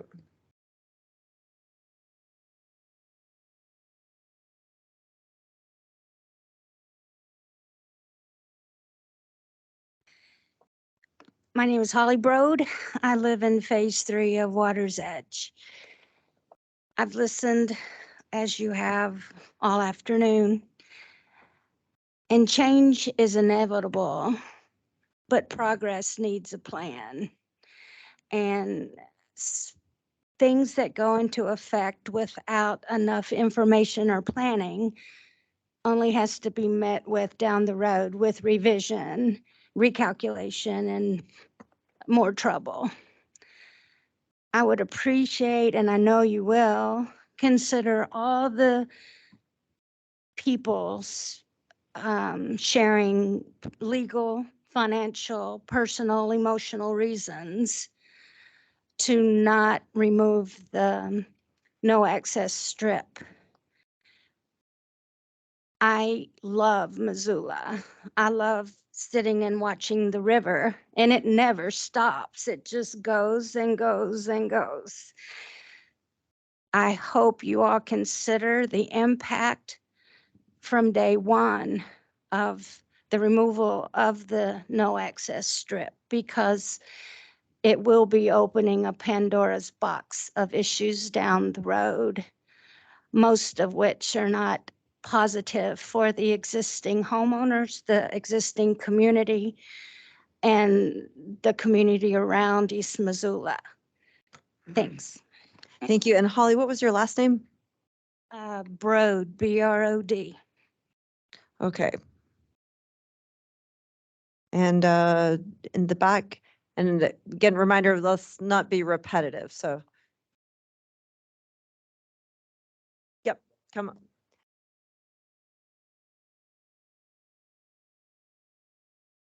But I think one thing to talk with everybody about is the removal of the 1 foot no access strip starts our process, because without it, it's hundreds of thousands of dollars to put together a large subdivision submittal. So without it, you don't even get the process started. So that starts the process. And then there are multiple public processes where, regardless if it's city or county, everybody here can show up and talk about whether, you know, the streets, the sizing, there'll be traffic studies that are done.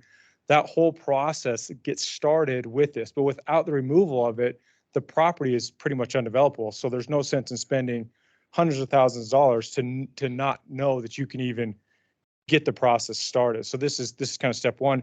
And we haven't worked in a silo. I think Lee can attest. I mean, we've over a year ago sat in on a meeting, kind of shared some of our thoughts. We were trying to get multiple accesses and trying to just let everybody know what we were doing. We're not trying to hide anything. I think I've sent Lee, you know, our thoughts for if we needed to do something to Summer Street, what that would look like. So we are, and by no way, we've engaged the community council and are trying to work on it. I mean, the process is it'll take 2 years for us to go through a city subdivision with, like I said, it's not like overnight this happens, and the whole process, the legal process, will be followed to a T. So this just gets that started is all, but without it, there's no sense in doing everything else. Thanks, Brian. Ross. Yeah, again, Ross Keogh. I just want to go back to that phrase we've been using, decision space. Today you have, as John's told you, you have carte blanche decision space. That's not the case when this is before the city. The city's decision space is limited the same way your decision space was limited previously on the matters that you heard. So now is the time when you can really create a development that is emblematic of this community. Once you remove this, there is a process, there's due process, and it's out of your hands. And yeah, there may be conversations, but you won't, and the city won't have the same level of discretion in conditioning what this looks like. I also don't want you to operate that we disagree that you have absolute legal ability to remove this. We think that our view, and this is not a matter to be decided today, is that 7-5-2504 would require consent of the owners of the plat to remove the 1 foot no access strip. So the only way we can probably get to a solution that doesn't involve litigation is if we can have some sort of meeting of the minds as to how this development's going to proceed and mitigate impacts. And I don't think that's undoable, but it requires a conversation. And that conversation and a planning process hasn't happened yet. Thank you. Yes. Ross, would you mind coming back up just for a second? So could you describe a little bit more in terms of what you see that community engagement process being? Because this would be outside of a specific proposal necessarily. I mean, yeah, it's kind of being triggered by and precipitated by what's before us at hand, but it's not something that would be, from a regulatory standpoint, required of 406 engineering. I don't dispute it, that community engagement at the front end, and indeed right now and prior to today, is way desirable than simply following the letter of the law throughout a subdivision review process. But I've heard a couple things today from folks. One, sentiments to just vote this down today, and others such as yourself who are asking for some additional process, although I'm not sure that that is the result of process per se, or simply fearing that we might approve this today, so taking more time. So could you talk to what you envision for engagement?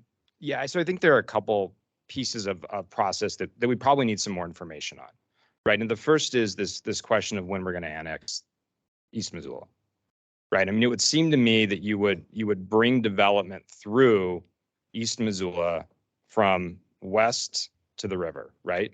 And so I guess the first question would be, in the natural growth plan, when does this parcel get developed? And are we there?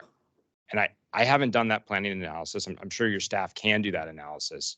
But is this a parcel that we would see get developed in 2025, or is it a 2035 parcel? You know, where is the sewer? Where would the connectivity be coming from? And what would that connectivity look like? So that would be, I think, one question. The next adjacent question to that is what is happening with the larger street grid, right? When might we see improvements on Highway 200? When might we see improvements on Deer Creek? And how would that stack into the timing of when this parcel should happen? Now, assuming that you get to an answer that is, that's 2025, so we need to get going, then I think the process that you need is, what does the street grid look like that connects to that area? And how does the parks and the open space and all the other pieces fit? And the process that I'm most familiar with that answers that question is what we saw happen at Scott Street. And that was a collaborative design process that was, funded. There was a variety of funds that were used, but there was an open planning meeting. There was surveys that were conducted, and people got together in a room and they tried to draw a vision for that area in their neighborhood. And then the developer took that, had broad community support, and is now working to execute that vision.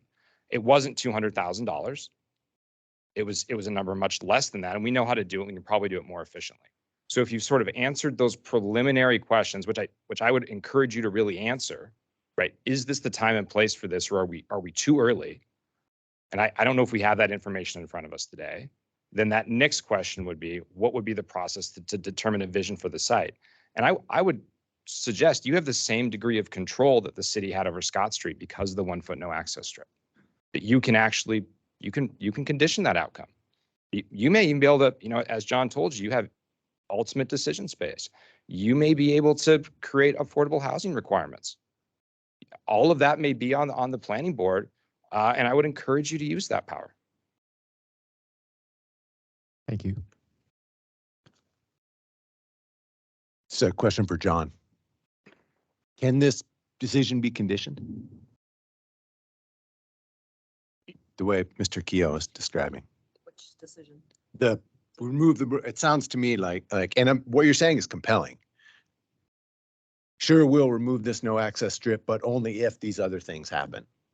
That's a discussion that you're going to have. I mean, I don't disagree with anything that anybody said today, but the city of Missoula is the one that would need to be engaged in order to see what is possible in terms of conditioning this. Is it within the realm of possibility? Probably. But here today, given the narrow request that is before you, I wouldn't try. I don't think we can craft conditions on the removal today. Yeah, I would. Thanks. Can I do just a riff in here? Well, thank you. Sorry.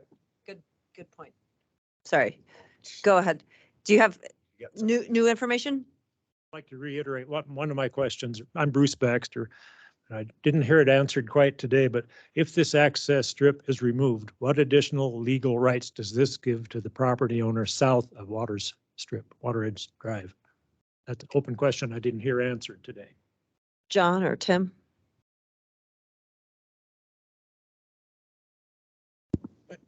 I mean, the Plat butts up against adjacent property that's owned by, the address is like 885 Speedway. It's a large piece of property. And if the no access strip goes away, then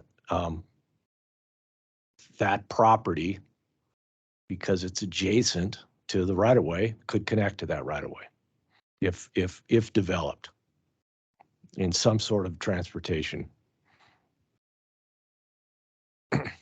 I mean, I don't know if that answers this gentleman's question or not, but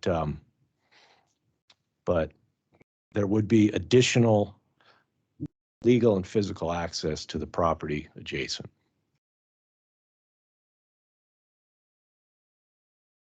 Okay, are we gonna close public comment? You guys comfortable? Close. We've heard it. Yeah. Okay, we're gonna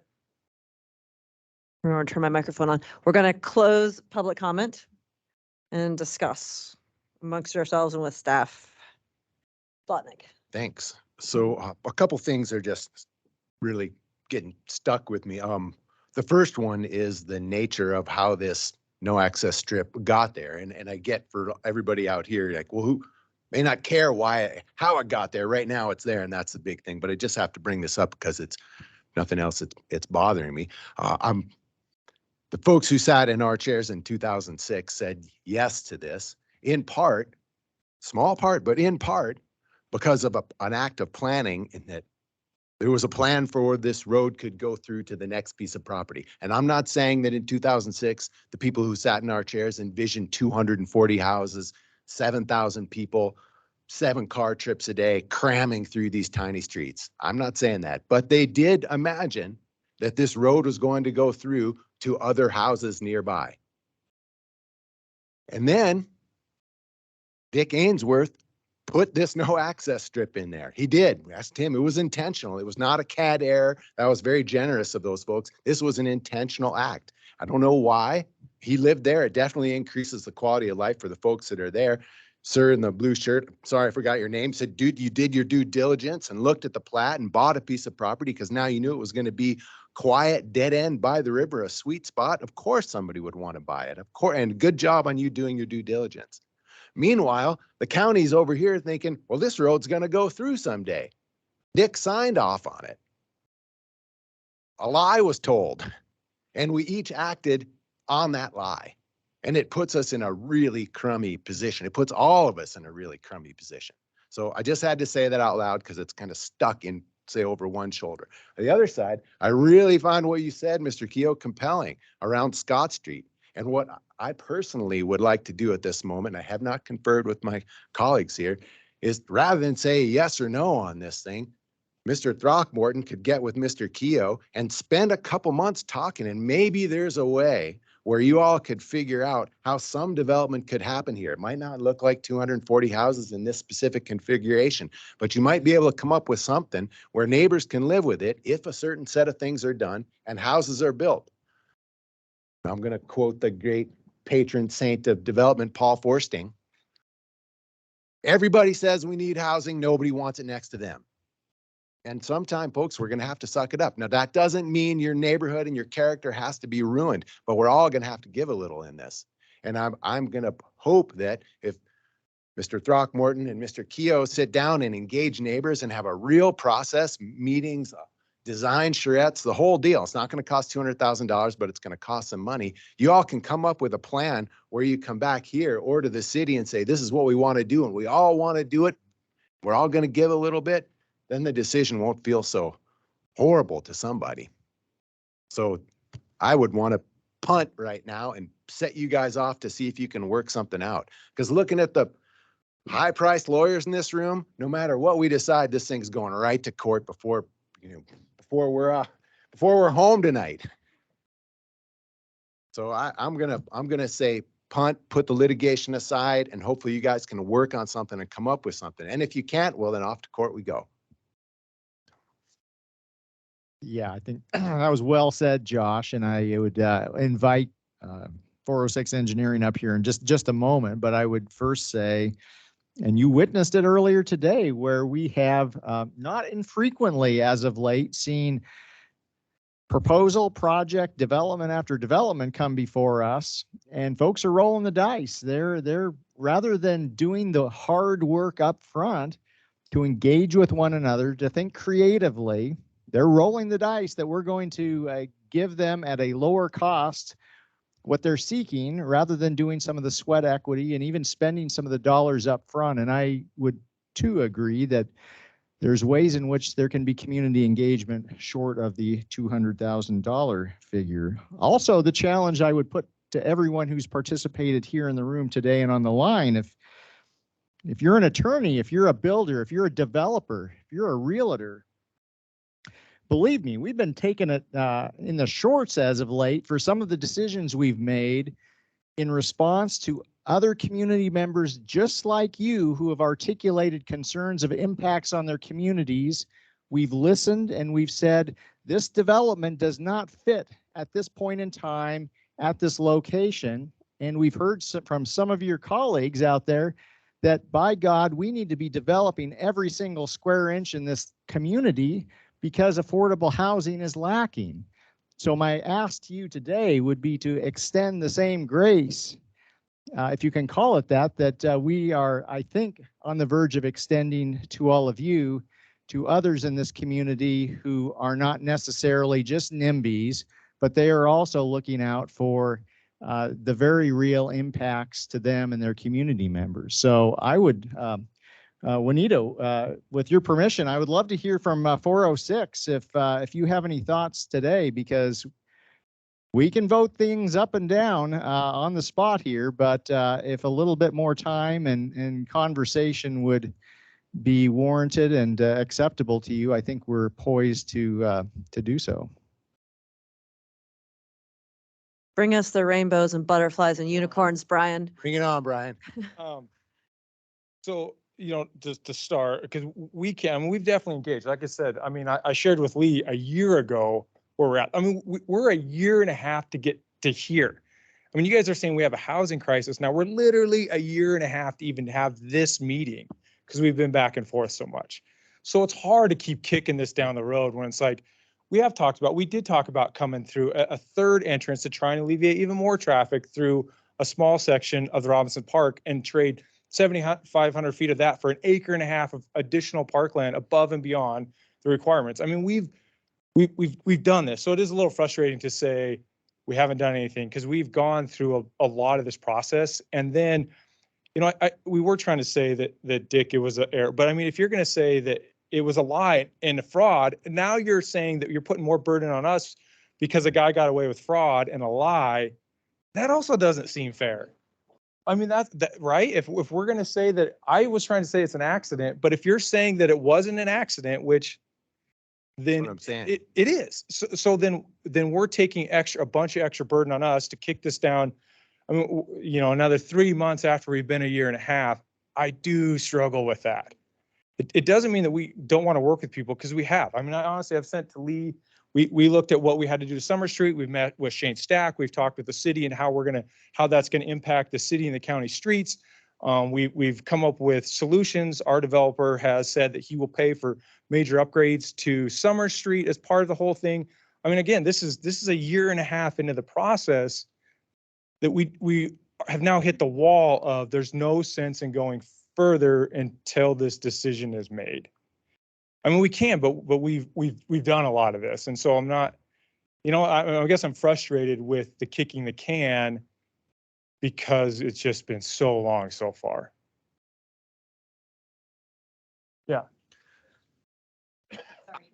So let Jesse go.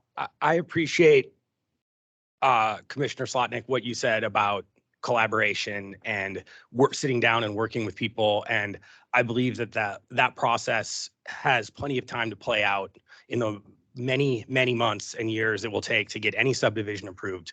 But by punting this today and not making a decision today, assuming you believe and trust your own staff about what they say, then punting this decision is rewarding fraudulent behavior on the behalf of the previous developer. Pull it together. You guys, you're so close. You're so close. Sorry, keep going, Jesse. That's all I have to say. Punting rewards Dick Ainsworth's apparent fraudulent behavior that was communicated to a employee of Missoula County. And I hope that he does not get away with that. And I sympathize with anyone who relied on that. But if that is the case, then their claims do not lie against Missoula County. So what does, share your vision. I mean, if I could have whatever I wanted, Can I say one more thing? The Scott Street property, if I recall correctly, was owned by the city. So that is a very large difference in process than a privately owned parcel that, as you recognize, was designed by the people who were sitting in your seats 15 years ago to be connected to this county road. Yeah, go ahead. Jesse, can I ask you a question?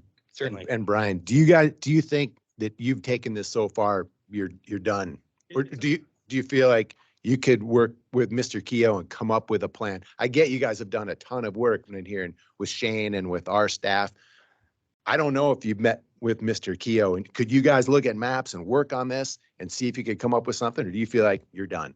I mean, I'm not going to speak. I'm going to let Brian speak to that specific question. But again, I think that is not a proper condition for the commissioners to put on what should be an error correction process, essentially. Dave? One thing I guess, I think a lot of people are concerned about, I've heard 2,500 trips a day. You guys realize that's 350 homes going solely that way.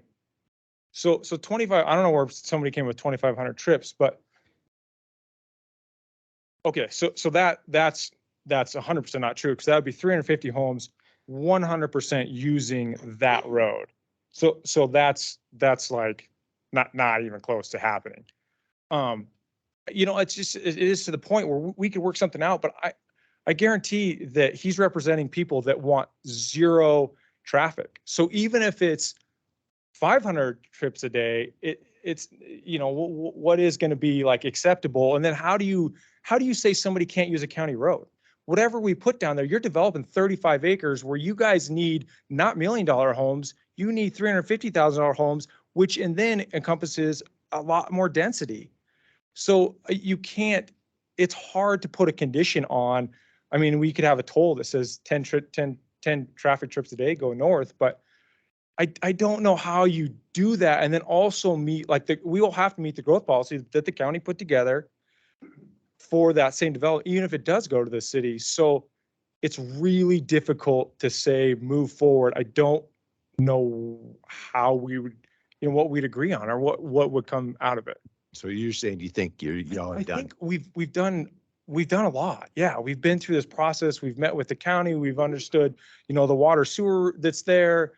I mean, we've gone through the scoping meetings. We've had meetings with everybody in the county public works, the city public works, presented to the community council. So yeah. Okay, thanks. And also, people should not be queuing up. Public comment is done. So to 406 engineer. Yep. Okay. Question for, yeah, please. Can 406. Well, on the front, I mean, if you recall, no, my question's not about that Not topic. about that. So to the traffic piece. Yes. And we've heard some input from folks today as far as what they've heard. Have you done, knowing that the removal or the proposed removal of the 1 foot strip is predicated on you wanting access to the development to the south. So have you done any preliminary traffic impact analyses or trip generation analyses of what, based on what you would like to see with that subdivision, how many folks would be traveling through here per day? Yeah, we have looked a little bit, and you're probably in that like 500 because going north, the majority of the traffic is going to go down Summer Street. So that's why working with, Shane and you guys, that's where the upgrades would happen and the paying would come from the developer. I mean, that's could be a condition of approval. So it's not like you're putting the burden on the county to pay for all this stuff. But, I guess I just didn't want to get down that crazy road of this being a meeting when we were going to have a ton of meetings on what the development and the subdivision is. But we have looked at it because we wanted to see what offsite improvements we needed to do, that kind of stuff. So we did go through that really preliminary.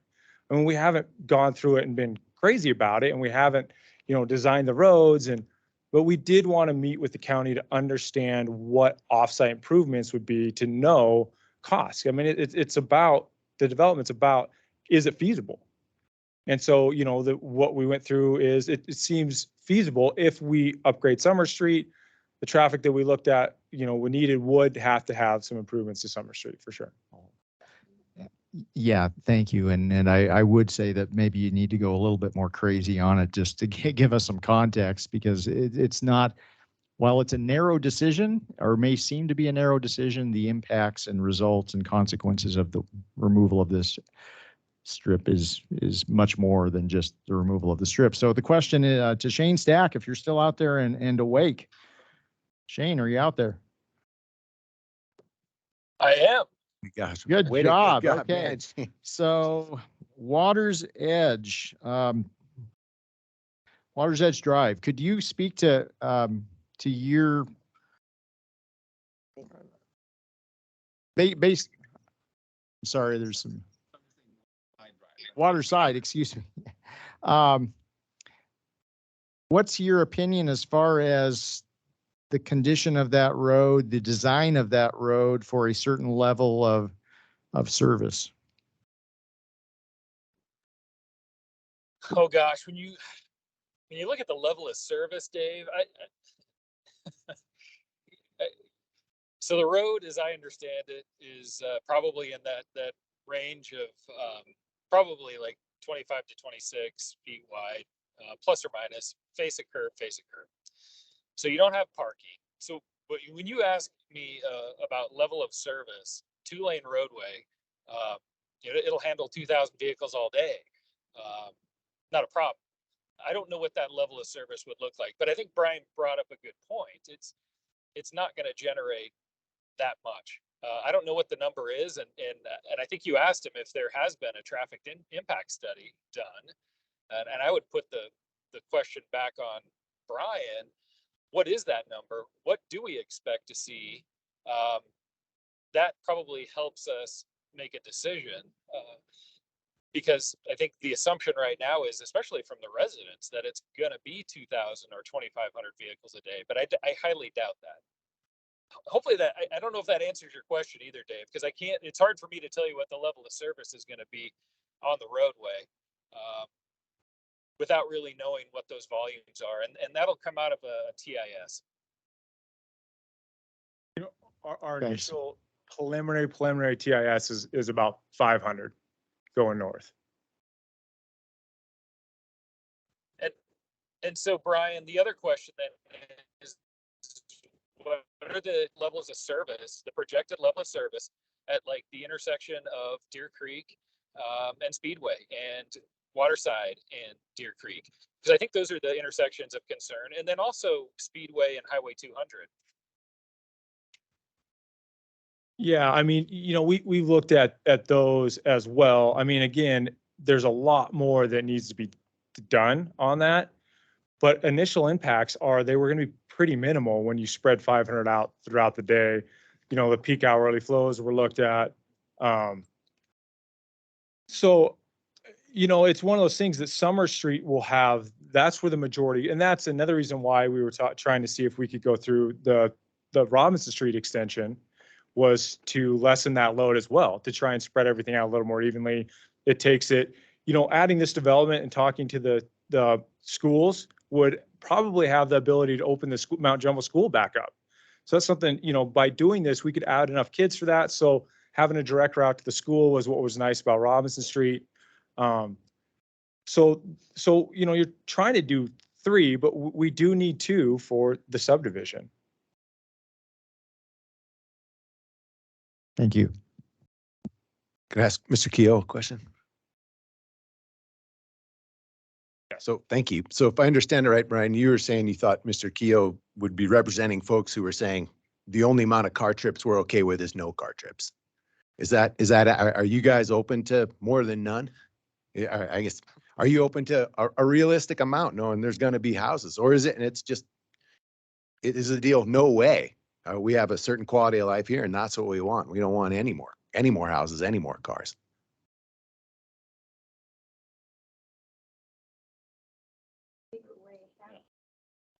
I really, I mean, I would like maybe some time to talk with with folks and kind of get a sense of what we're amenable for before Yeah. I was just seeing if there was actual room for compromise or not. Hey, I'm primarily a deal attorney. I like to find a deal. I will say this, we have a lot of unknowns. I would love to see the preliminary traffic results. You know, we have some traffic folks we're working with. We'd love to run them by them. We'd love to start to understand, but we have a lot of unknowns today, and that creates anxiety. And sometimes when you can start to put knowns down, that lets people become comfortable with results.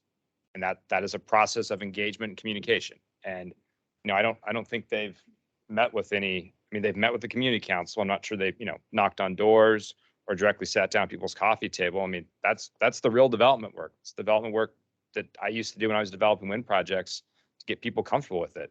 And it's the standard that this community expects. I think, Bill, you wanted to say something? Yeah, thank you. Just a couple of brief comments. I think that's the problem here today. We just don't have adequate information. How can we make a decision? How can these folks make a decision? There is no traffic impact study.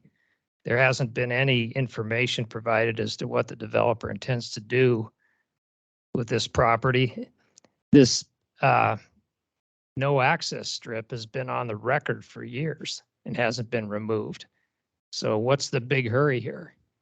Why do we have to remove it today? It just seems to me that some basic reasonable information to allow these folks to make a decision would be appropriate. And I think you're absolutely right.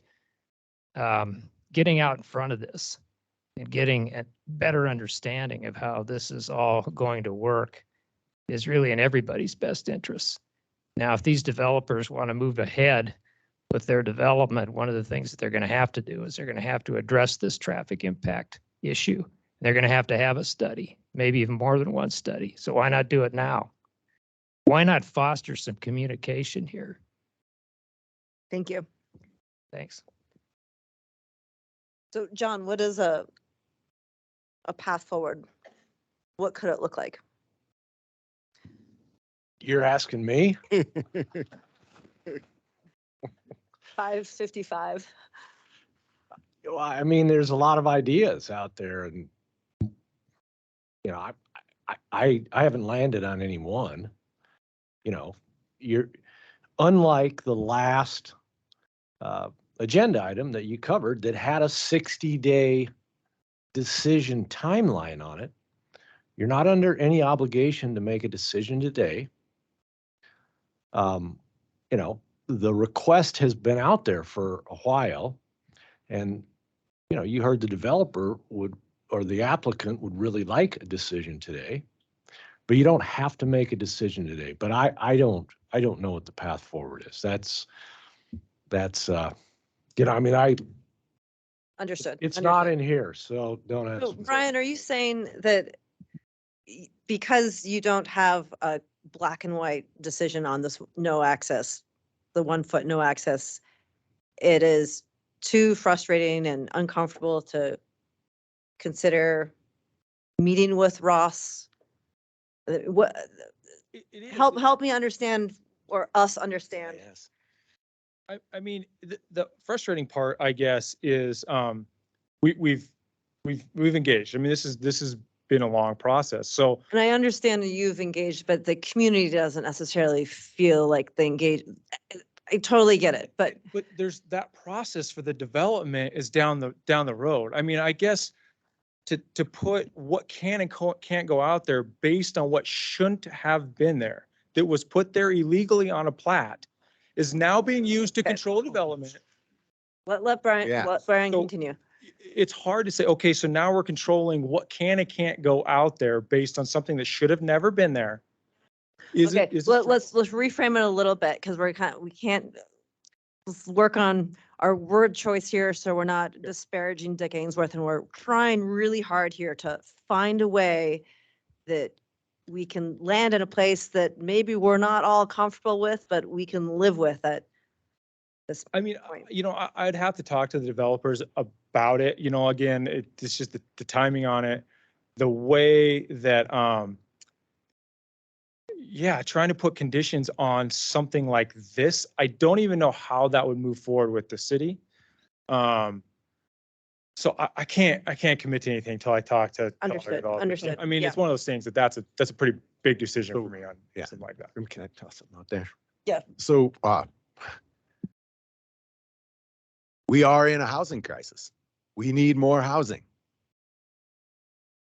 We need affordable, attainable housing. We even need higher end housing. So we can make space for other houses. There's this thing called churn in the real estate market. We need a whole breadth and diversity of housing. It shouldn't come at the cost of character of neighborhoods, safety and traffic, school systems, any of that. And I really want to believe that you all can get close to something you can live with that'll still make it pay for the developer. If we just have to say yes or no now, it doesn't, it's all going to end up in court anyway, right? Rather than do that, can you guys just take a little time, see if you can work with your developer? And to tell you folks here, there's going to be some change and it's not going to be great, but it could also not be terrible. And maybe you can work together to find something you don't like, but you can live with. It's not a gazillion cars a day. It's not 4 stories. It's something you can work with, because it's this amount of empty land in Missoula County in 2022. And it's not some pristine resource that has to be protected. It's going to be housing. It's just going to have to be some housing you can live with. So I know that's a bitter pill to swallow, and I'm sorry for that. It would be great if we could say, our primary value here is making sure the character of your neighborhood remains unchanged in perpetuity. But that's not our job.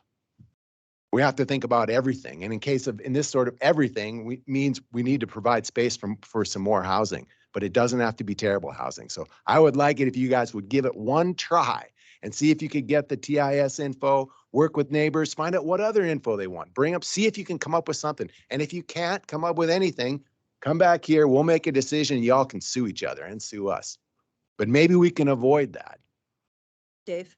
Yeah, I will take it a step farther. I am not willing to make a decision today. And if you guys take the next week or so and fail to get together and have conversations, then we will be back here and we will make a decision. But I'm of the mind, you guys need to do some more heavy lifting. All of you. That means everybody, not Everybody in just this the room. developers, but you all, the neighbors, need to think, what could we live with? What would it work? What would work?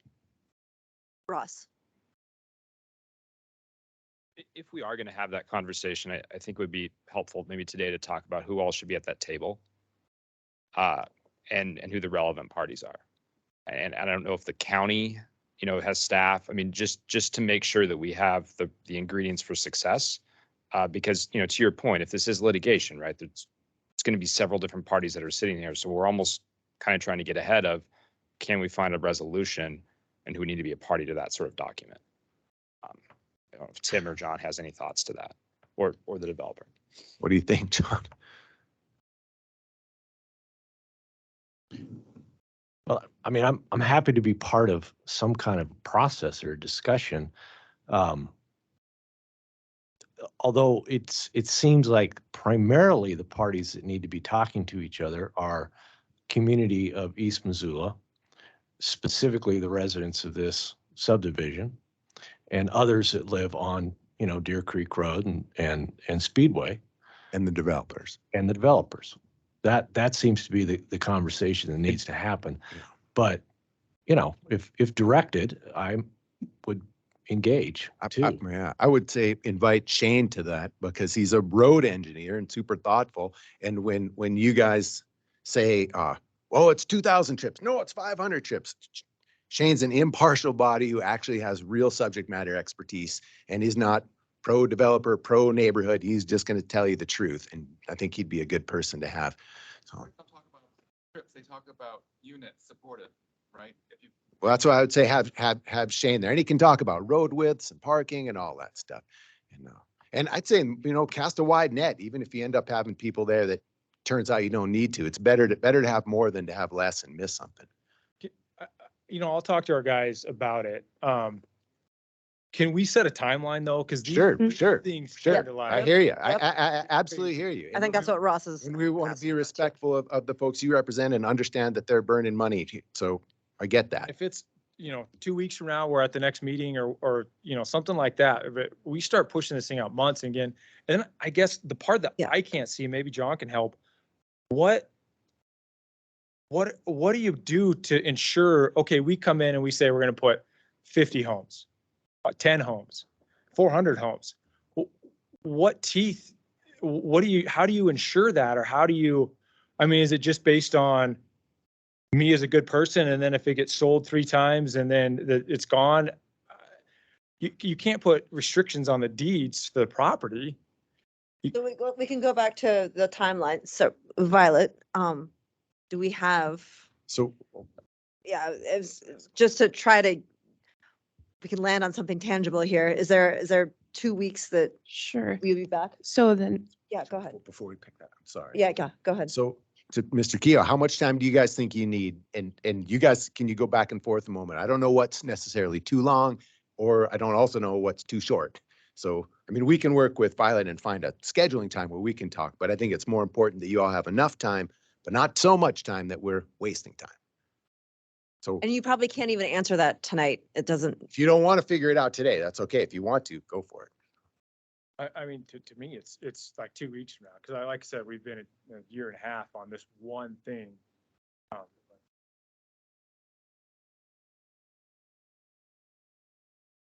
We can have one of those pretty quick. I don't know, a week. Ross, what are you thinking? Yeah, And you got to engage. we need as much information as we can get. Mhm. And the traffic study is clearly the biggest impact, right, as we look upstream. What about just having Shane there? Even on that? Yeah. But Yeah. yeah, I think we need to see some documentation about, here are the units, here's someone that's looked at all the intersections. Here's what the impacts are and the road classifications. And because one of the things that we may. Actually, Ross, can you get on the microphone? Sorry. Yeah, I think having a formal, I'm not sure the level of formality, and Wade may have an observation here too, but that, to me, that's the biggest piece. And then once we can attach that to density, because then where I think this conversation goes, just speculating, is 3 entrances enough to this subdivision or 2? And what happens if we can find other ways for ingress and egress? Does that increase the burden on Waterside Drive, or does it decrease it in a meaningful way? I think we've talked about both options here. You can actually, any connectivity is going to start routing stuff off Speedway and on Waterside. So I think that's going to be really important to understand. And then I think the next part of that conversation is, what can we do with density to make sure the developer's made whole, right? Yeah, exactly. And that is a monetary conversation, but it needs to be done in the context of relevant traffic information. Correct. And just speculating here, right? We have some very valuable residences. Maybe there's a way to buy down density and create public amenities that satisfy parkland, and we can have a variety of community stakeholders that are part of that conversation. But for us to make, again, we haven't had this conversation, so I may not have clients tomorrow, but for now, speculating, that would be where I would see this going. And so having really reliable traffic information that can iterate as we move forward on development would be very helpful. So Josh is scrolling here. So what do you, and I know this isn't ideal for you guys, but hearing what Mr. Keogh is saying, you got to talk to the neighborhood. Maybe there's some alternative solutions here we can get around density. Could you guys live with a month? This is all going to happen again in subdivision review process. I don't know that You have to go through, this is forcing the developer to go through 2 separate subdivision review processes. The first one, which is untethered to any written standard, apparently. And again, it's rewarding what your own staff says was a absolute mistake. And this process could take place during the subdivision review process like it always does. Every question that Mr. Keogh raised will be addressed during that process. And whichever body is in charge of the decision at that time is going to hear these exact same comments at that time. There's some, we're trying to get at is laying some foundation so that it's not so contentious when we get through that subdivision process. And if we can, go ahead. If we can come up, if we can reach something, if you guys can reach something, I feel confident that if we can convey, the three of us can convey that information to the planning board, to city council, that you won't be forced to do the exact same thing all over again.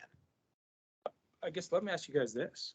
What if we don't come to an agreement? What if what we say out there nobody likes? And then it's on, would you guys deny it? Then we got to, then Well, we got to, perhaps. then we got to do a, I don't know. We got to do a Based on thumbs a up, thumbs mistake, down. You and would then let you a all, mistake lie because these guys wouldn't be happy with what would be going through. I just want y'all to give it a shot. No, before I'm we not saying say we won't. that. I'm saying I'll go back and talk to our guys. I'm not like, but I struggle with the idea. If you guys try this and come back in a month and say, we can't agree, nobody likes anything, we got to make a decision. We'll make a decision and then we'll get sued either way and then a judge will figure it out.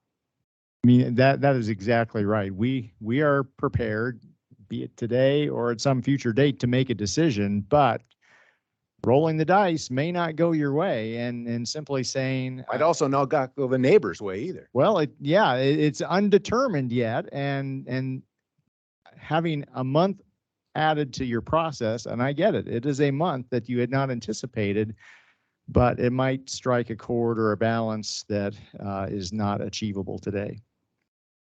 If you guys came back for a miracle, if you come back here in a month with something everybody doesn't like, but you can kind of live with, and it'll be so easy. There's no lawsuits. We just move on and we get some housing that we need.